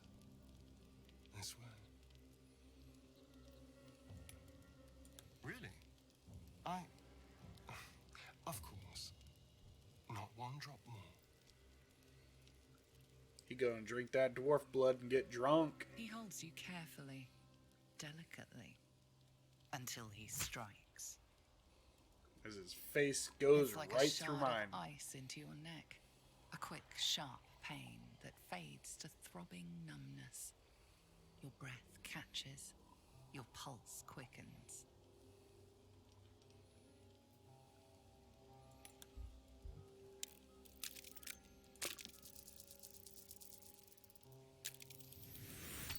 Oh, I wonder what would have happened if I had, Dwonk. If I had failed that roll, how long would he keep drinking? Of course.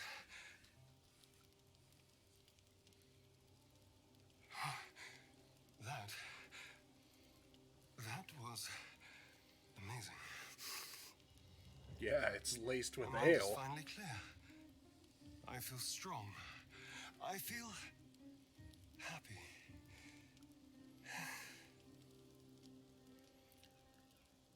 I'm looking forward to seeing you fight. I don't. That felt wrong.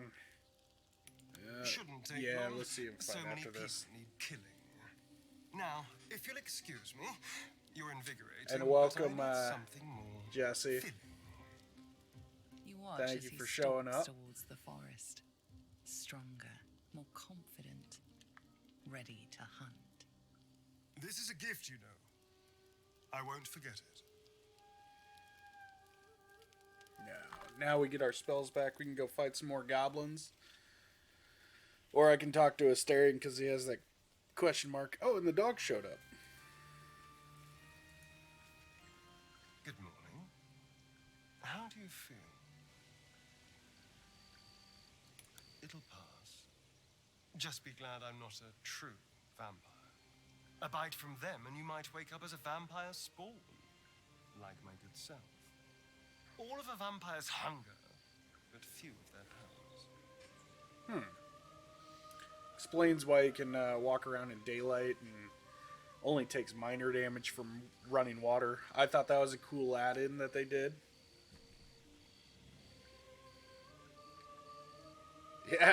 Yeah. We're gonna be fighting some more after I get back from resting. I got my ass handed to me a little bit there. One of my cleric fell off a building. Oh no.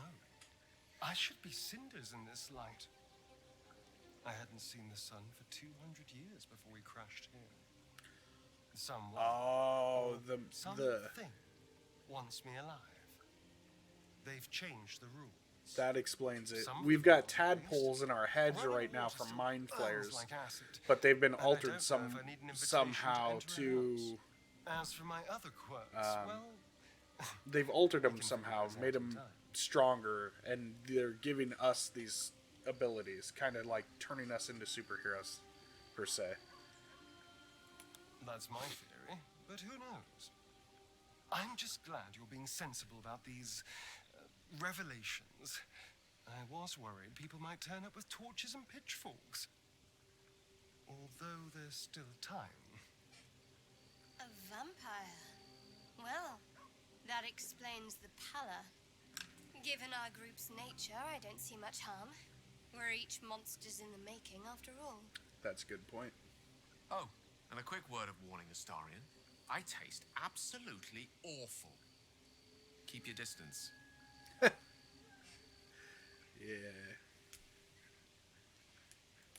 Quite the opposite. I'm here in the spirit of openness and honesty to work together as a team. They have them as elf as a race, so... Okay, we should... yeah, or they glitter in the sunlight.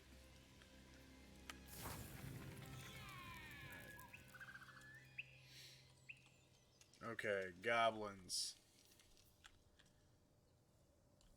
I know they're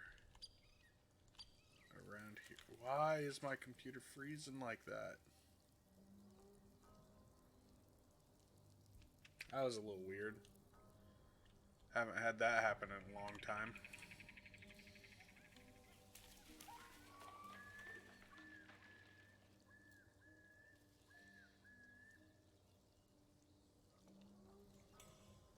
I am definitely having issues with the stream a little bit. Sorry about that. I'm guessing might be having an issue with Spectrum. Oh, body. Damaged headpiece. Quarterstaff. Shadowheart's attention is fixed on a damaged old helmet.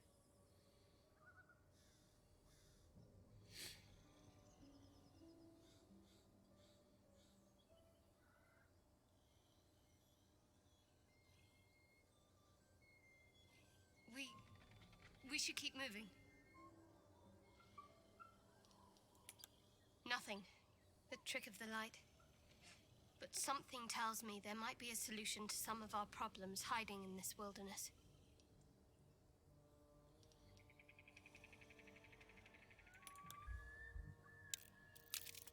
I'm gonna go for it. I'm gonna try and use my mental powers that the tadpole has given me to get in her head. Uncertainty. Fear. Shadowheart genuinely doesn't know what just happened, but she's afraid of it.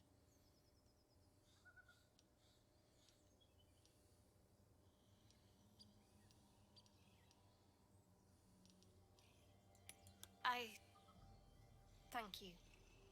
But I'm sure it was nothing. I am playing a good character this need time. a little time to think. Let's go. Trying to be the good guy that everybody wants to be.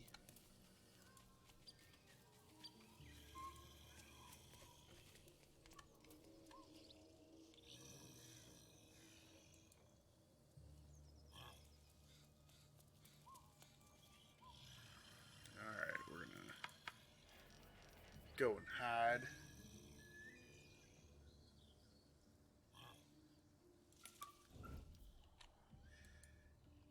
Yeah. Well, back in the day, it still was tadpoles for mind flayers.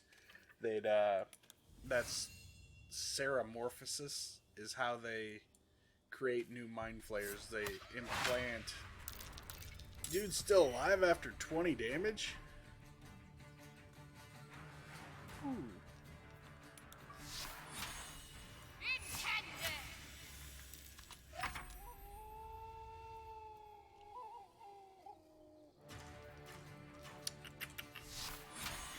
Ceramorphosis was how mind flayers are created. They put tadpoles in your head, and slowly, over the span of a week, Your skin starts to melt off basically as the tadpole eats you from the inside. You start creating dual personalities. Eventually, your fingers elongate into claws. Your jaw breaks apart and unhinges as tentacles form from your face as you have a lamprey like mouth, and just your hair falls out. Big, big ew kind of factor.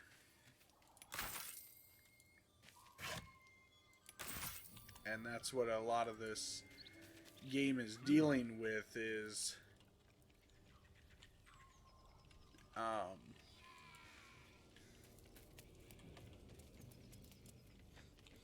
is learning that you have these in you and trying to figure out a way to get them out.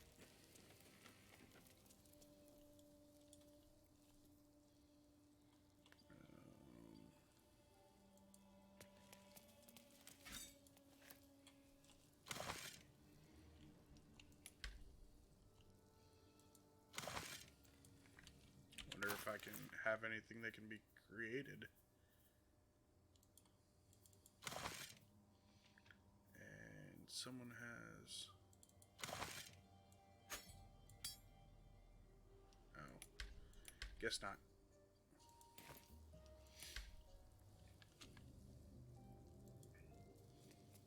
Goblin tracker, light hammer, dagger, key.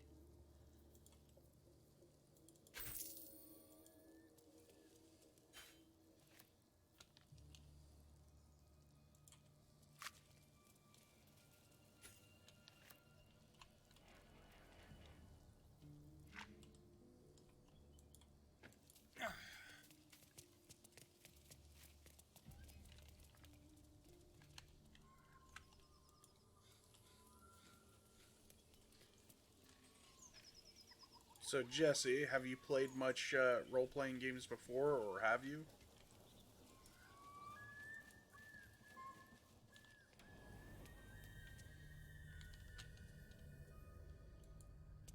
Pleasurable deal, the shocking truth.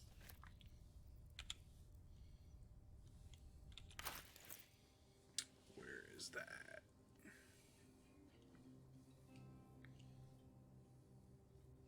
Oh, I hadn't even read this one. I like to read these, any kind of pamphlet or book, so... A scuffled handbill stamped with an extravagant seal boldly proclaims, "Adventurers wanted for perilous and profitable quest. Master Lorican, the arcanist of Athkatla? Sorry. Athkatla, the recluse of wow, these names are kind of hard. Ramazith's Tower, seeks brave and enterprising individuals to delve treacherous temple and recovered storied artifact, the Night Song, for preservation in Baldur's Gate. Only stout of heart and keen of mind need apply fame, glory, and incredible fortune assured." And then the other one. Oh, this is an actual book. Below is a transcript of an interview with the writer and director of A Pleasurable Deal, Mr. Kingsley Harp. Interviewer: "What was the inspiration behind this, if I may be so bold, entirely lewd piece of drama?" Harp: It's about exploring the taboo. I've tried to finish The Witcher several times, but keep running into the time issue.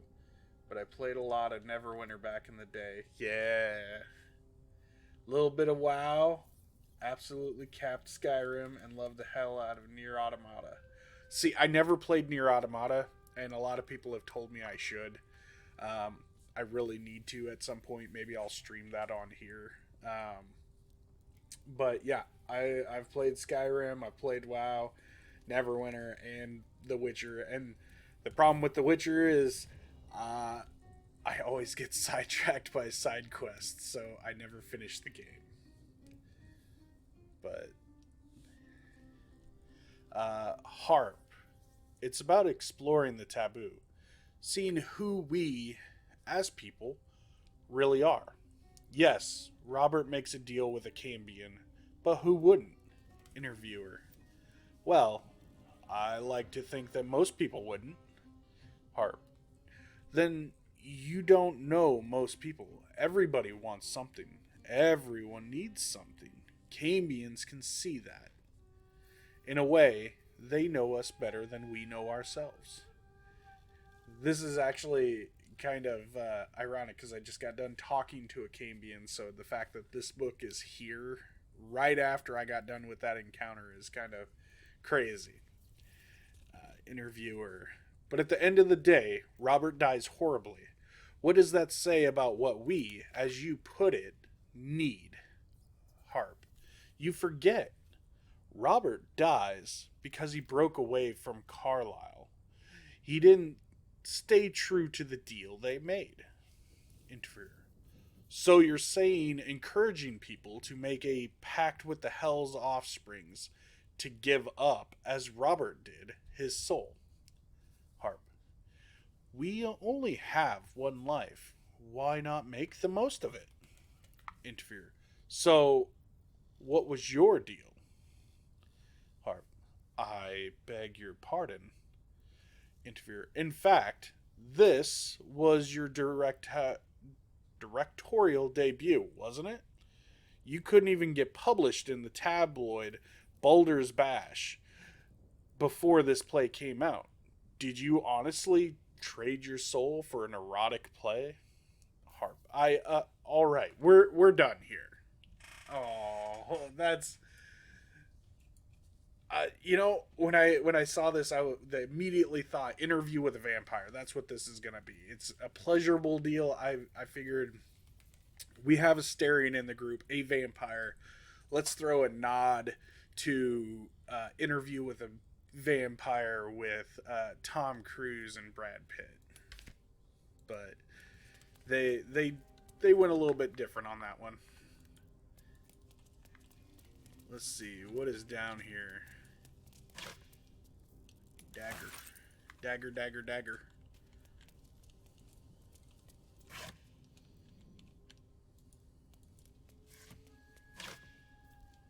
Shears, thieves' tools, barrel. Lots of thieves' tools.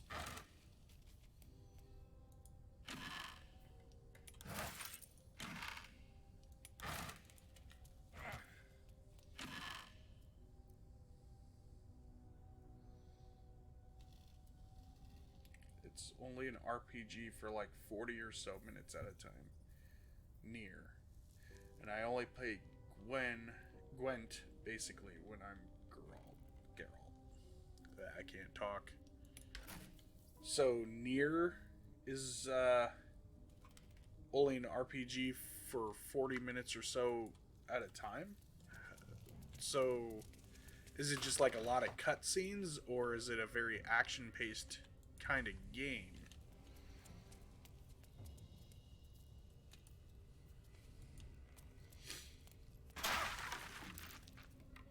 Ow.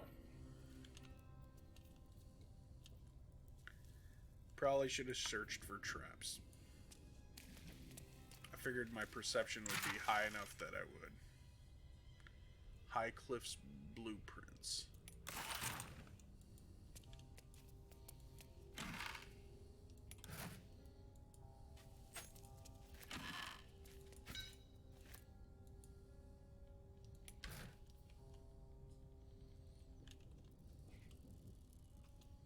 The Approachable East. So if this is your first time joining me, Jesse, I tend to read every book that I come across because I love lore items. It's very much one of my guilty pleasures in games, and it's why I get so sidetracked. Is you learn so much from the background of a game, and it improves your ability to create wondrous worlds when you're running a D&D game. I must say, for a place with so many orcs and goblins, Thesk is a remarkably pleasant land. A true melting pot where all are accepted, and quite a lot seems to be permitted. Alas, the crew I sailed here with were imprisoned by the harbor master, but I was soon on the road known as the Golden Way, and it lives up to its name. The wealth of a continent marches along this road.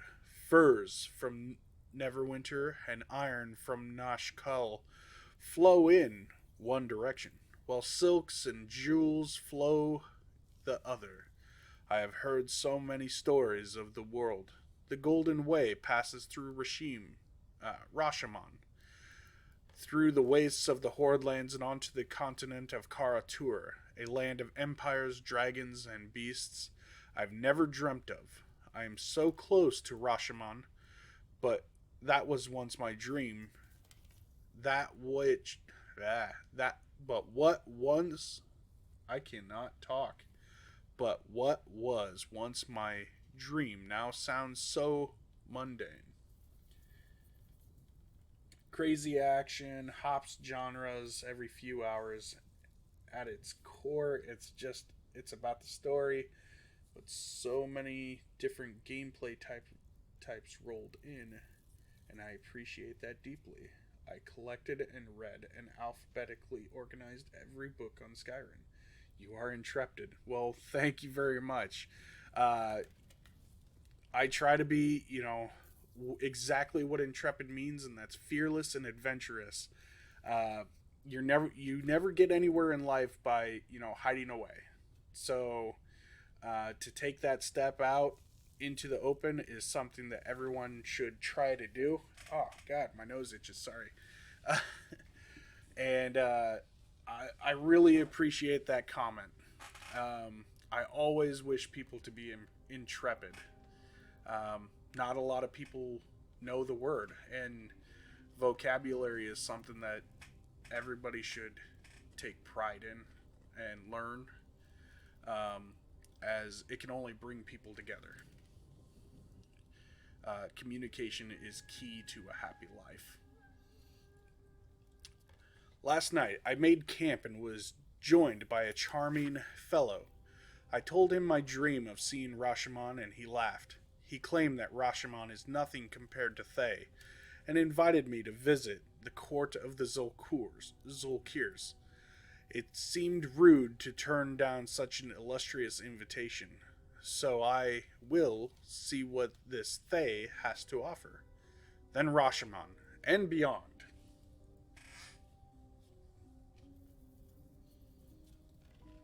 What's wrong? Sorry, my son is asking me a question. One moment.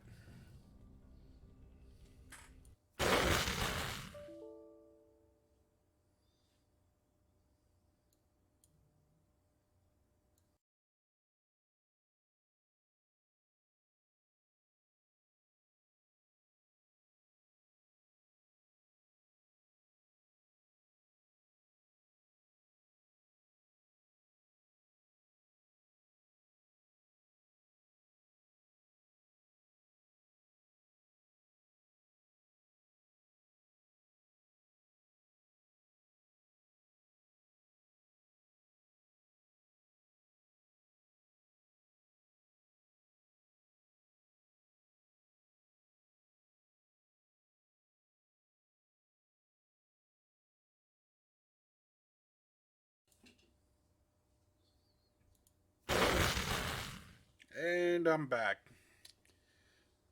Part of being a parent. Let's get back to it. Alright. Which way did we come in here? This way. So there's more this way.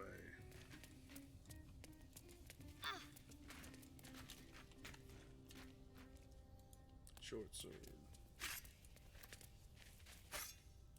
This game has a ton to offer.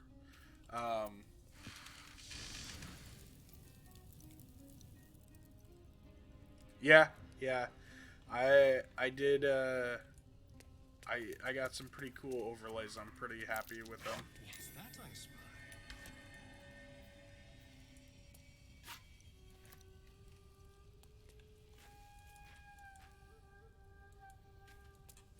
Cracked wall. Go ahead. I'm listening. Oh, I didn't mean to talk to him.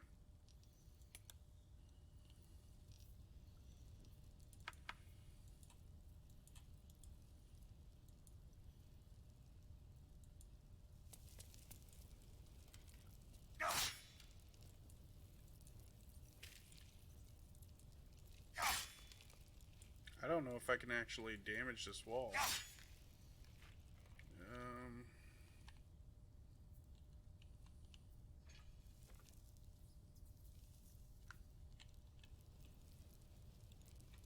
Maybe I can jump through?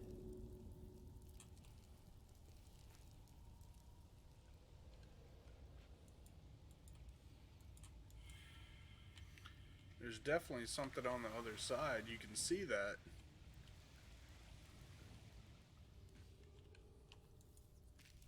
I don't know how to get past that. Hey, hey! Welcome, welcome, welcome. How's it going tonight? I'm glad you could join my stream.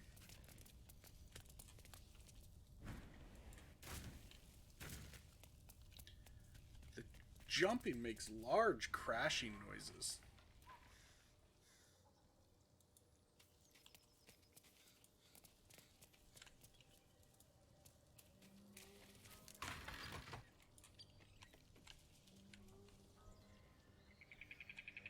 Oh, there's goblins up here.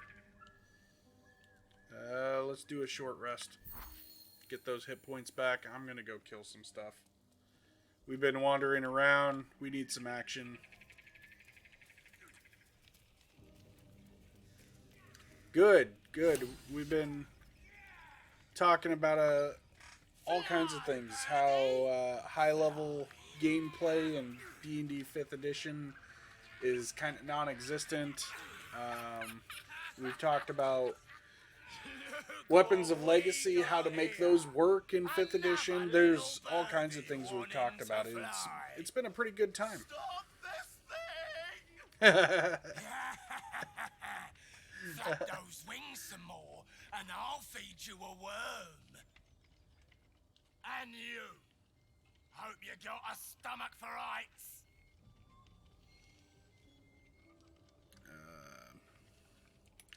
Yeah, Got him.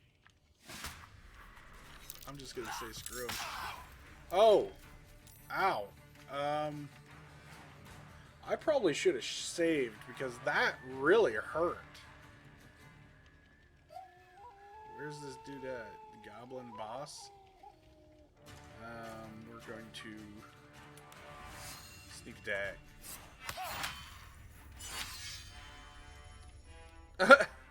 Did it? Was... Oh, well, that was a... He was a really strong boss. That was a nat 20 sneak attack kill. We're going to drink that potion of haste.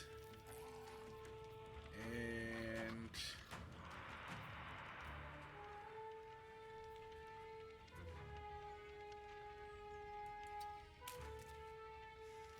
we're going to...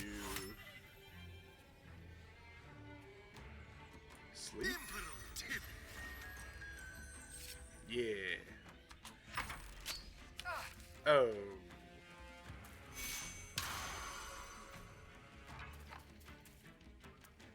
Oh, there's a warg over there that I didn't see.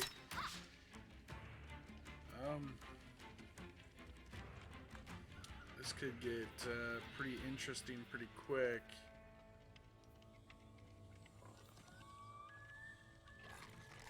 Where do I have a good number of group that's still up?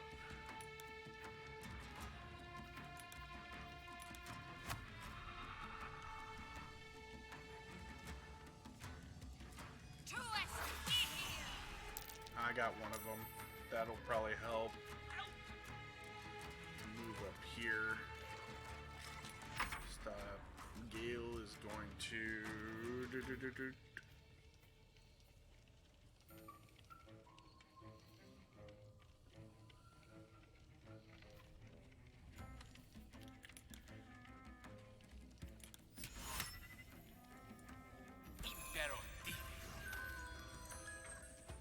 Yeah, we're just going to control the battlefield. So wizards and clerics, if you do it right. I have Asterion as a arcane trickster to kind of throw out some extra spell support.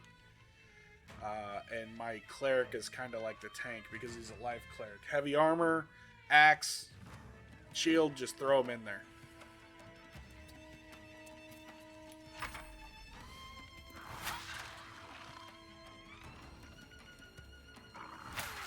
Oh, jeez.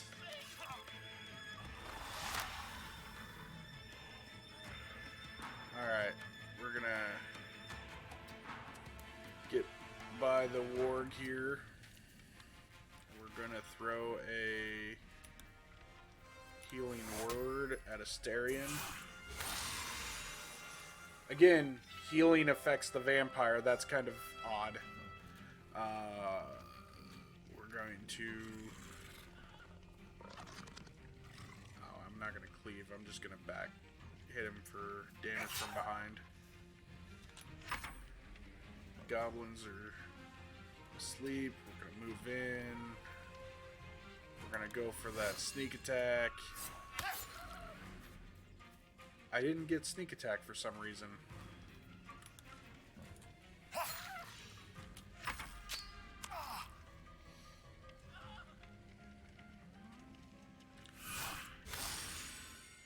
Sleep only lasts for like a round or so. And... oh, I made the Bane.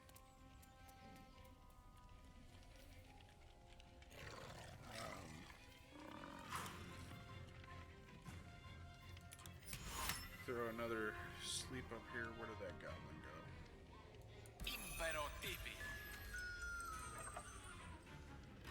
Yeah, first level spell slots for a combat this big. I didn't expect all of them over here, but that's okay. I think we got this.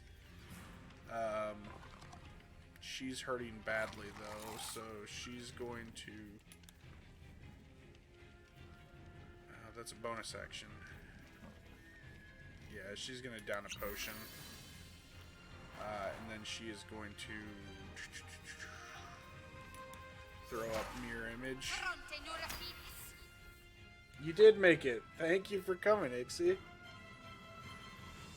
Will's in the chat too, so you can say hi to Will.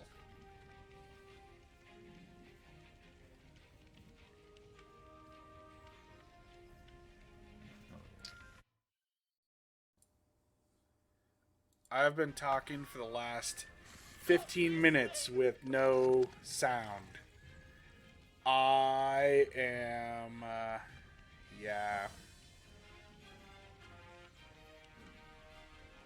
That was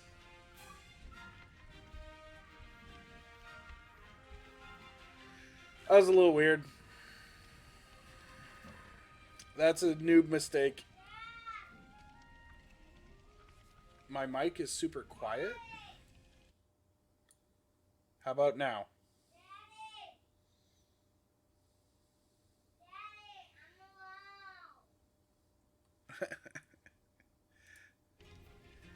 Yeah, no, I had a big mistake where I was talking without my volume on. I'll get used to... I will get used to turning my volume back on. I had to take care of my son, so I had to do a be right back, and I walked away.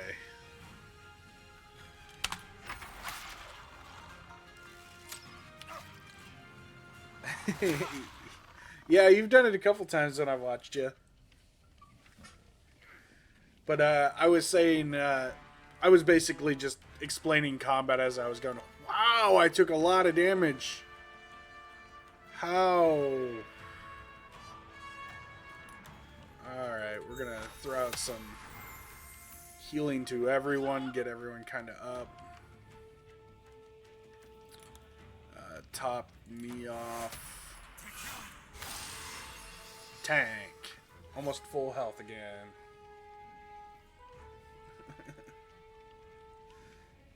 No mercy, slay me. Well, you join a game, I guarantee I'll kill your character. How about that? Already, for the most part, empty. Yeah, I had a swig left. I've been drinking while playing. I think that's all I can do on his turn, so goblins now. I one-shotted the goblin boss with a critical hit on a sneak attack, though. He went down real quick.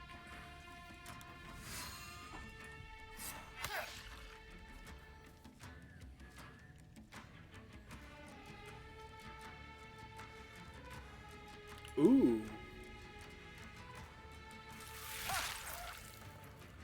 I didn't know I could bite something as a bonus action. Vampire. You know, you should watch Cowboy Bebop. It's been so long since I've watched that.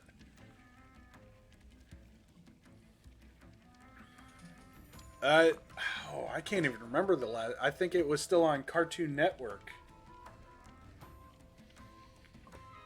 So, yeah, that is definitely a must. You're going to be watching that on Sudden But Inevitable at some point, right?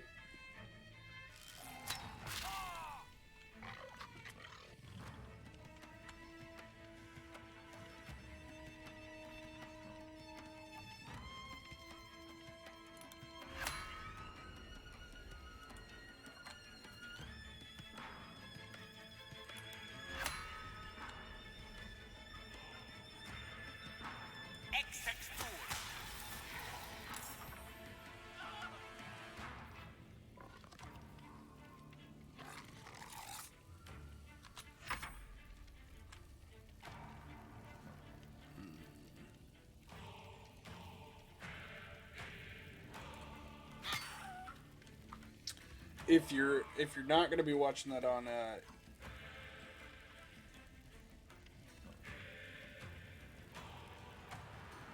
yeah, definitely. There's so much to discuss in that show, and I think if you did it, it'd be a good choice. I put my vote up there for that. Yu Yu Hakusho, I haven't watched that in a while. Bleach. The only problem I had with watching Bleach is they never finished the show. They make it like a couple hundred episodes and then it just stops. And then you have to read the manga to finish out the entire storyline.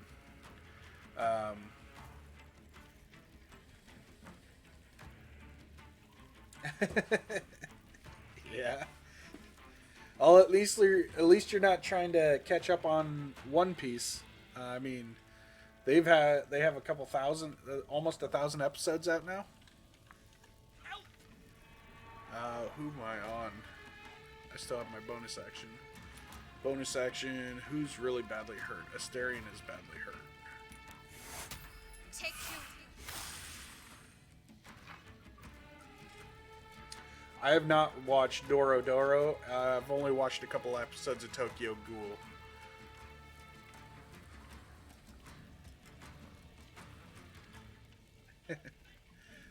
Yeah, the comic is much better than the show, honestly. The voice acting was so horrible for that.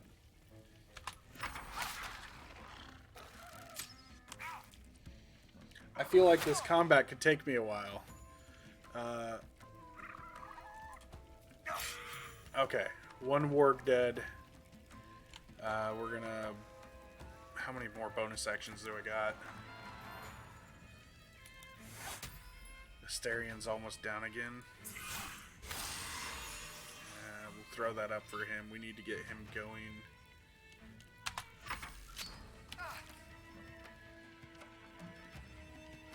Yes, so Larian Studios is actually the people who made this. And Larian Studios is the group that made Divinity Original Sin as well. So you'll notice like they brought the barter system over to this. A lot of their role play systems came over as well.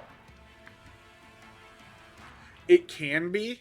It can be. You can turn off your you can turn off the turn-based system.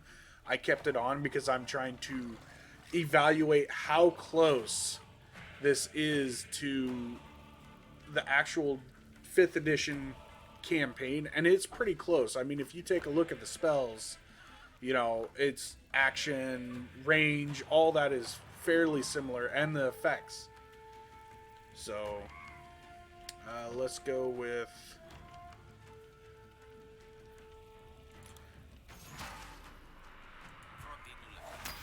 throw up mirror image. And then I'm going to run over here.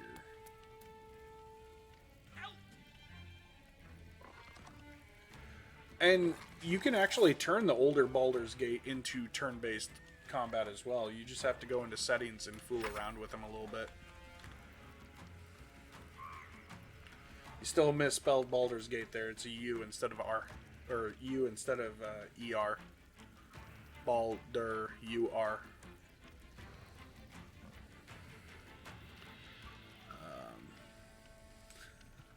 Thanks, Will. Oh, jeez. I'm down again. Good healing. I am just getting squashed on this. Those archers are just like manhandling me.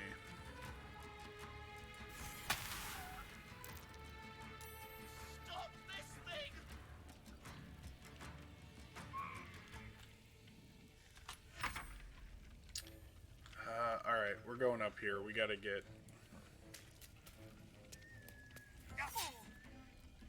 Alright,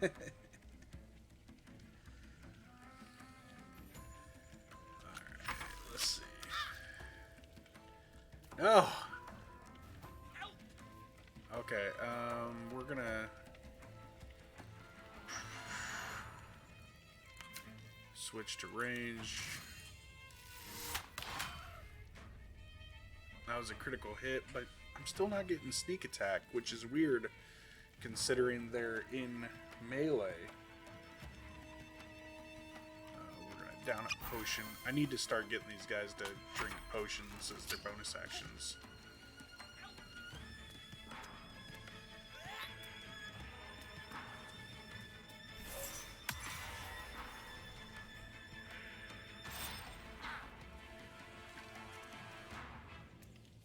Disengage. I went Dwarven Cleric because they have Fighter, but they don't have Pally out yet.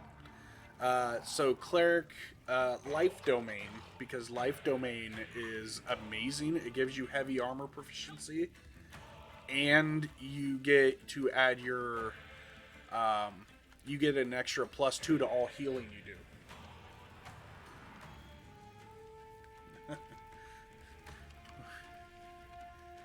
If you haven't played any of the Baldur's Gate series, think about Baldur's Gate originally is like what Witcher is now, but for older PCs.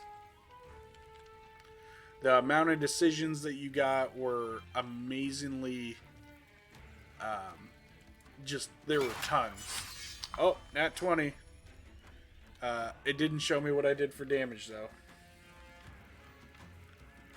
But it's down to 6. If I can get rid of the wargs, they're like the most hardcore damage dealers right now.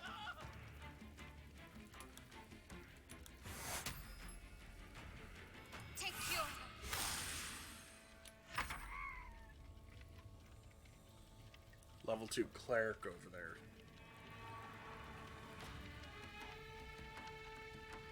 Wait, what? I missed what happened.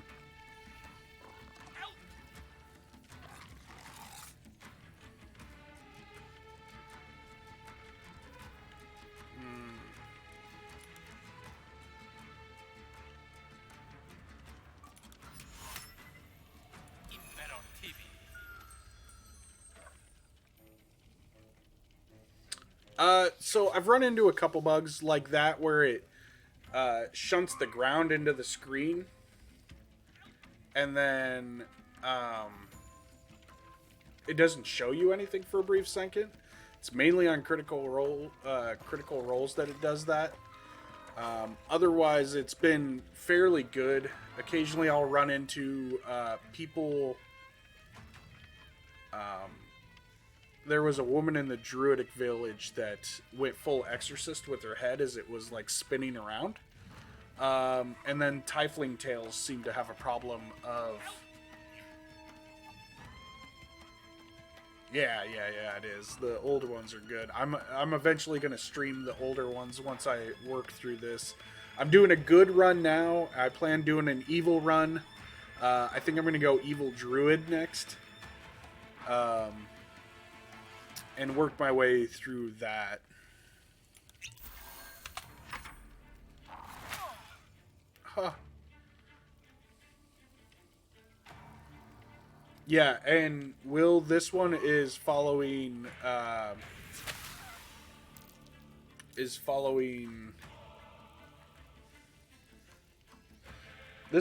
5th edition pretty much exact. It is crazy how close this is.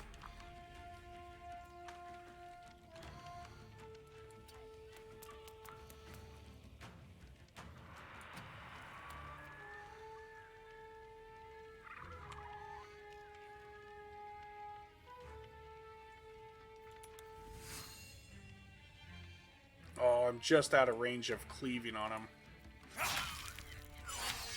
But there's that.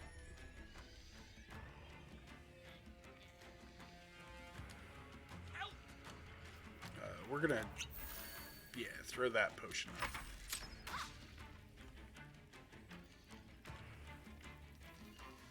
We're gonna switch to dagger. We're gonna...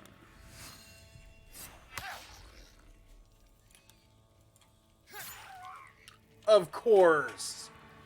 Offhand only does one.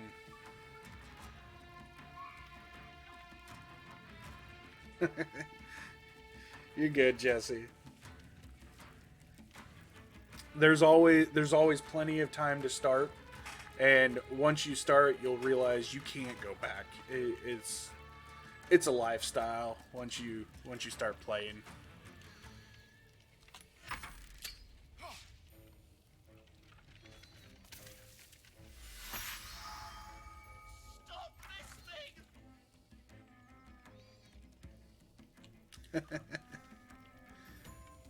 Yeah, magic is pretty solid.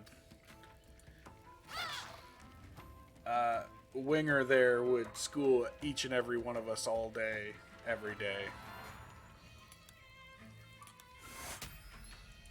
Take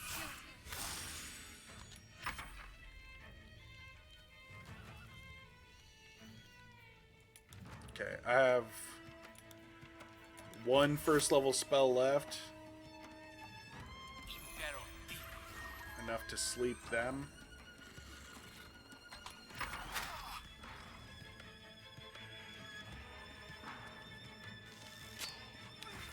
Oh, come on. That was such a bullshit shot. Yes, D&D right now is the best it's ever been.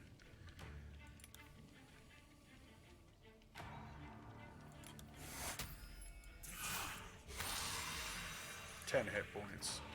Now I'm gonna bash in your skull.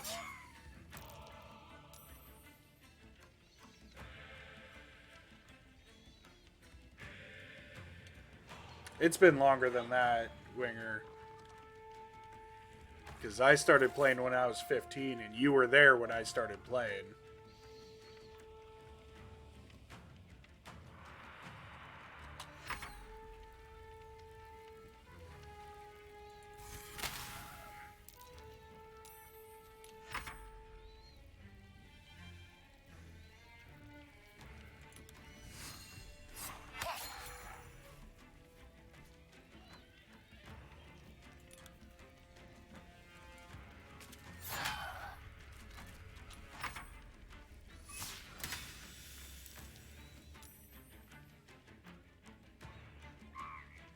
yes, war games in particular were a huge, huge thing that came from them.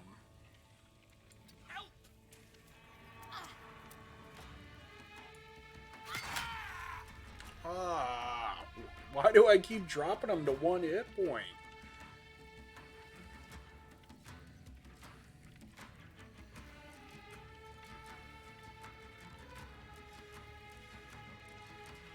True.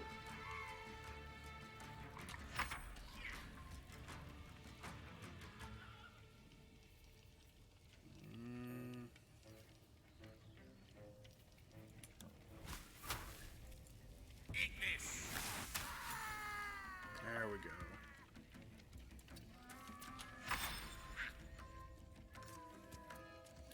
That disengage is getting very tiresome.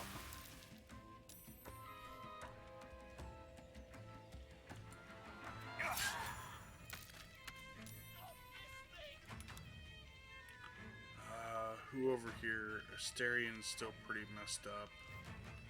Oh, I'm out of first level spells. That's gonna have to wait. We're running over. Yeah, not a lot of people give enough credit to Dave. The Gen Con we went to, he gave that speech at the big die. Will, you remember that?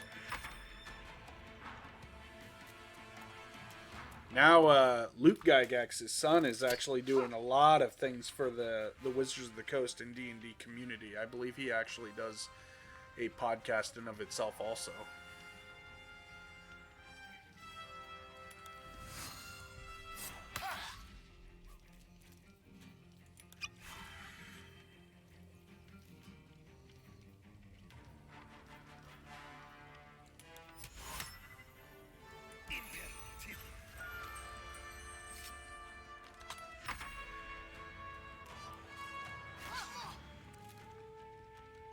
Yep. Most people don't even know him, which is sad.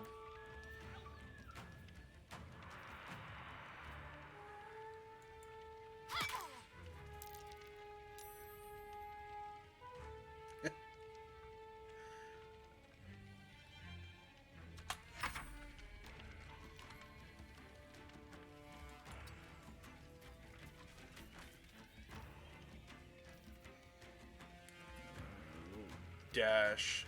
So down here you can see there's different actions also. So like I can actually dip my weapon, but not in acid. Dip it in fire. You can shove, hide, help action, knock unconscious, dash, and throw.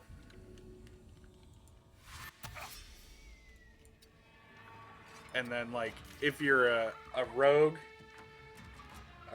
can son of Arn.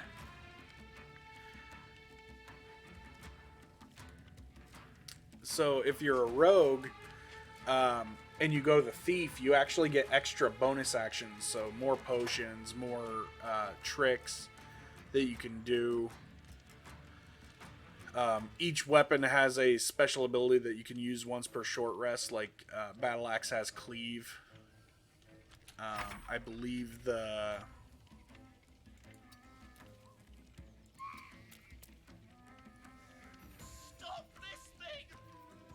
Yeah, see, like, arrows have pinned down.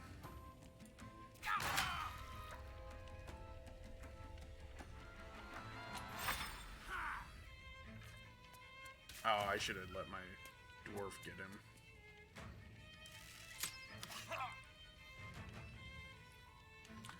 Yes, I actually streamed my Shattered Bonds game yesterday.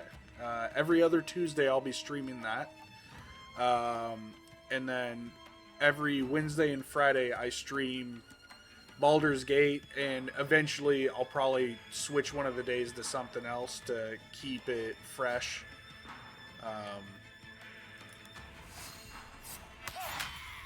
Nat 20.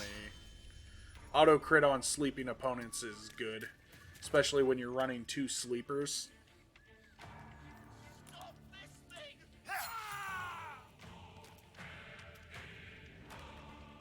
And Asterion right now is hasted, so he has a ton of movement.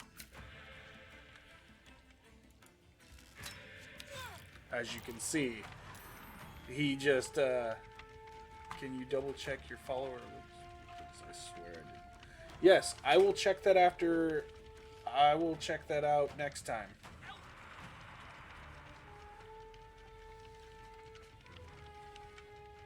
Yeah, thank you, Jesse, for stopping by. I appreciate that. I'm actually, after this combat, I'll be wrapping up, as it is past 10:30, and I definitely have other things I need to do tonight still. So, oh yeah, yeah. Yes, Chip. So as of a couple weeks ago, I have joined Chip. Yeah, a DM discussion is definitely something we should do, Will. Me and Chip do a Marvel Monday podcast where we discuss Marvel comics and what's going on in the Marvel cinematic universe. And we, like, this coming Monday, we'll be talking about the Falcon and Winter Soldier series that is premiering tomorrow, or Friday. Today's Wednesday. So that is definitely something to look forward to. We go into depth of things that they bring over from the comics and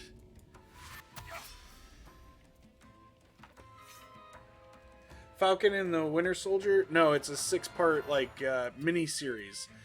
They decided not to do a movie. Yes, he's still trying to kill our characters.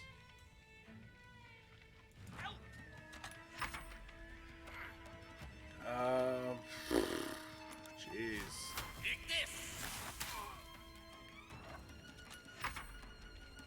This one is taking forever. As you can see, the haste spell in this just doubles your movement. It's no longer bonus action to actually dash.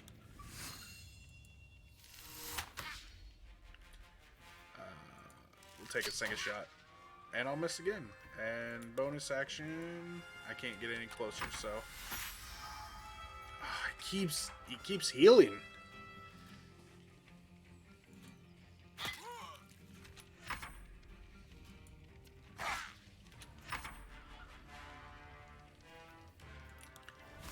At this point, I'm just lobbing, trying to get him down. Lethargic. Oh, right, because he came out of haste. I have a better chance to hit with that than I do. 55%.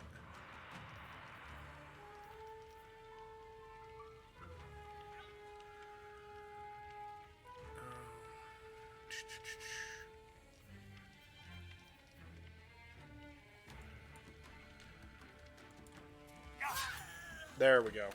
Okay, I made the right call. Kill him that way. Okay. So I think next time we'll start off. I'll start with the looting and everything else and go from there. If you haven't taken a chance, please throw me a follow. You know, I'm gonna end the stream right here.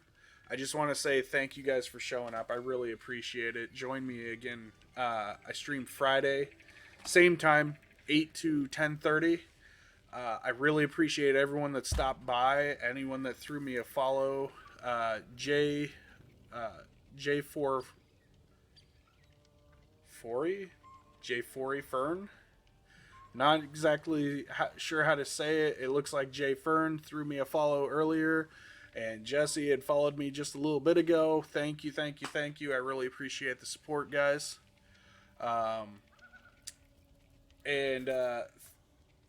If you want, like I had talked about, there's a lot going on. I'm streaming a lot now. So Wednesdays, Fridays, 8 to 10:30 p.m. Most likely will be Baldur's Gate 3 for a while. Every other Monday will be my Marvel podcast with Chip. You'll find me on the Twist My Arm network for that. That is not on my Twitch. You'll have to check out my Instagram, or not Instagram, my Twitter, or check out my Facebook, my personal Facebook, I guess, for the two of you would find that on there. I'll link that in my page as well. I'm kind of getting flustered now. So yeah, thank you. Check out my YouTube. I post the videos up on there as well. Past games, past streams, and I'll also be putting up some eventually some of my own. Yes, still new to streaming. I'll be putting up some of my own content, which will be D&D conversions. We'll talk D&D rules, converting other systems over to 5e rules. A bunch of stuff is planned. It's going to come out. I am working on doing a lot of the editing right now. So thank you guys very, very much for coming. Thank you. And as always, be intrepid and journey on.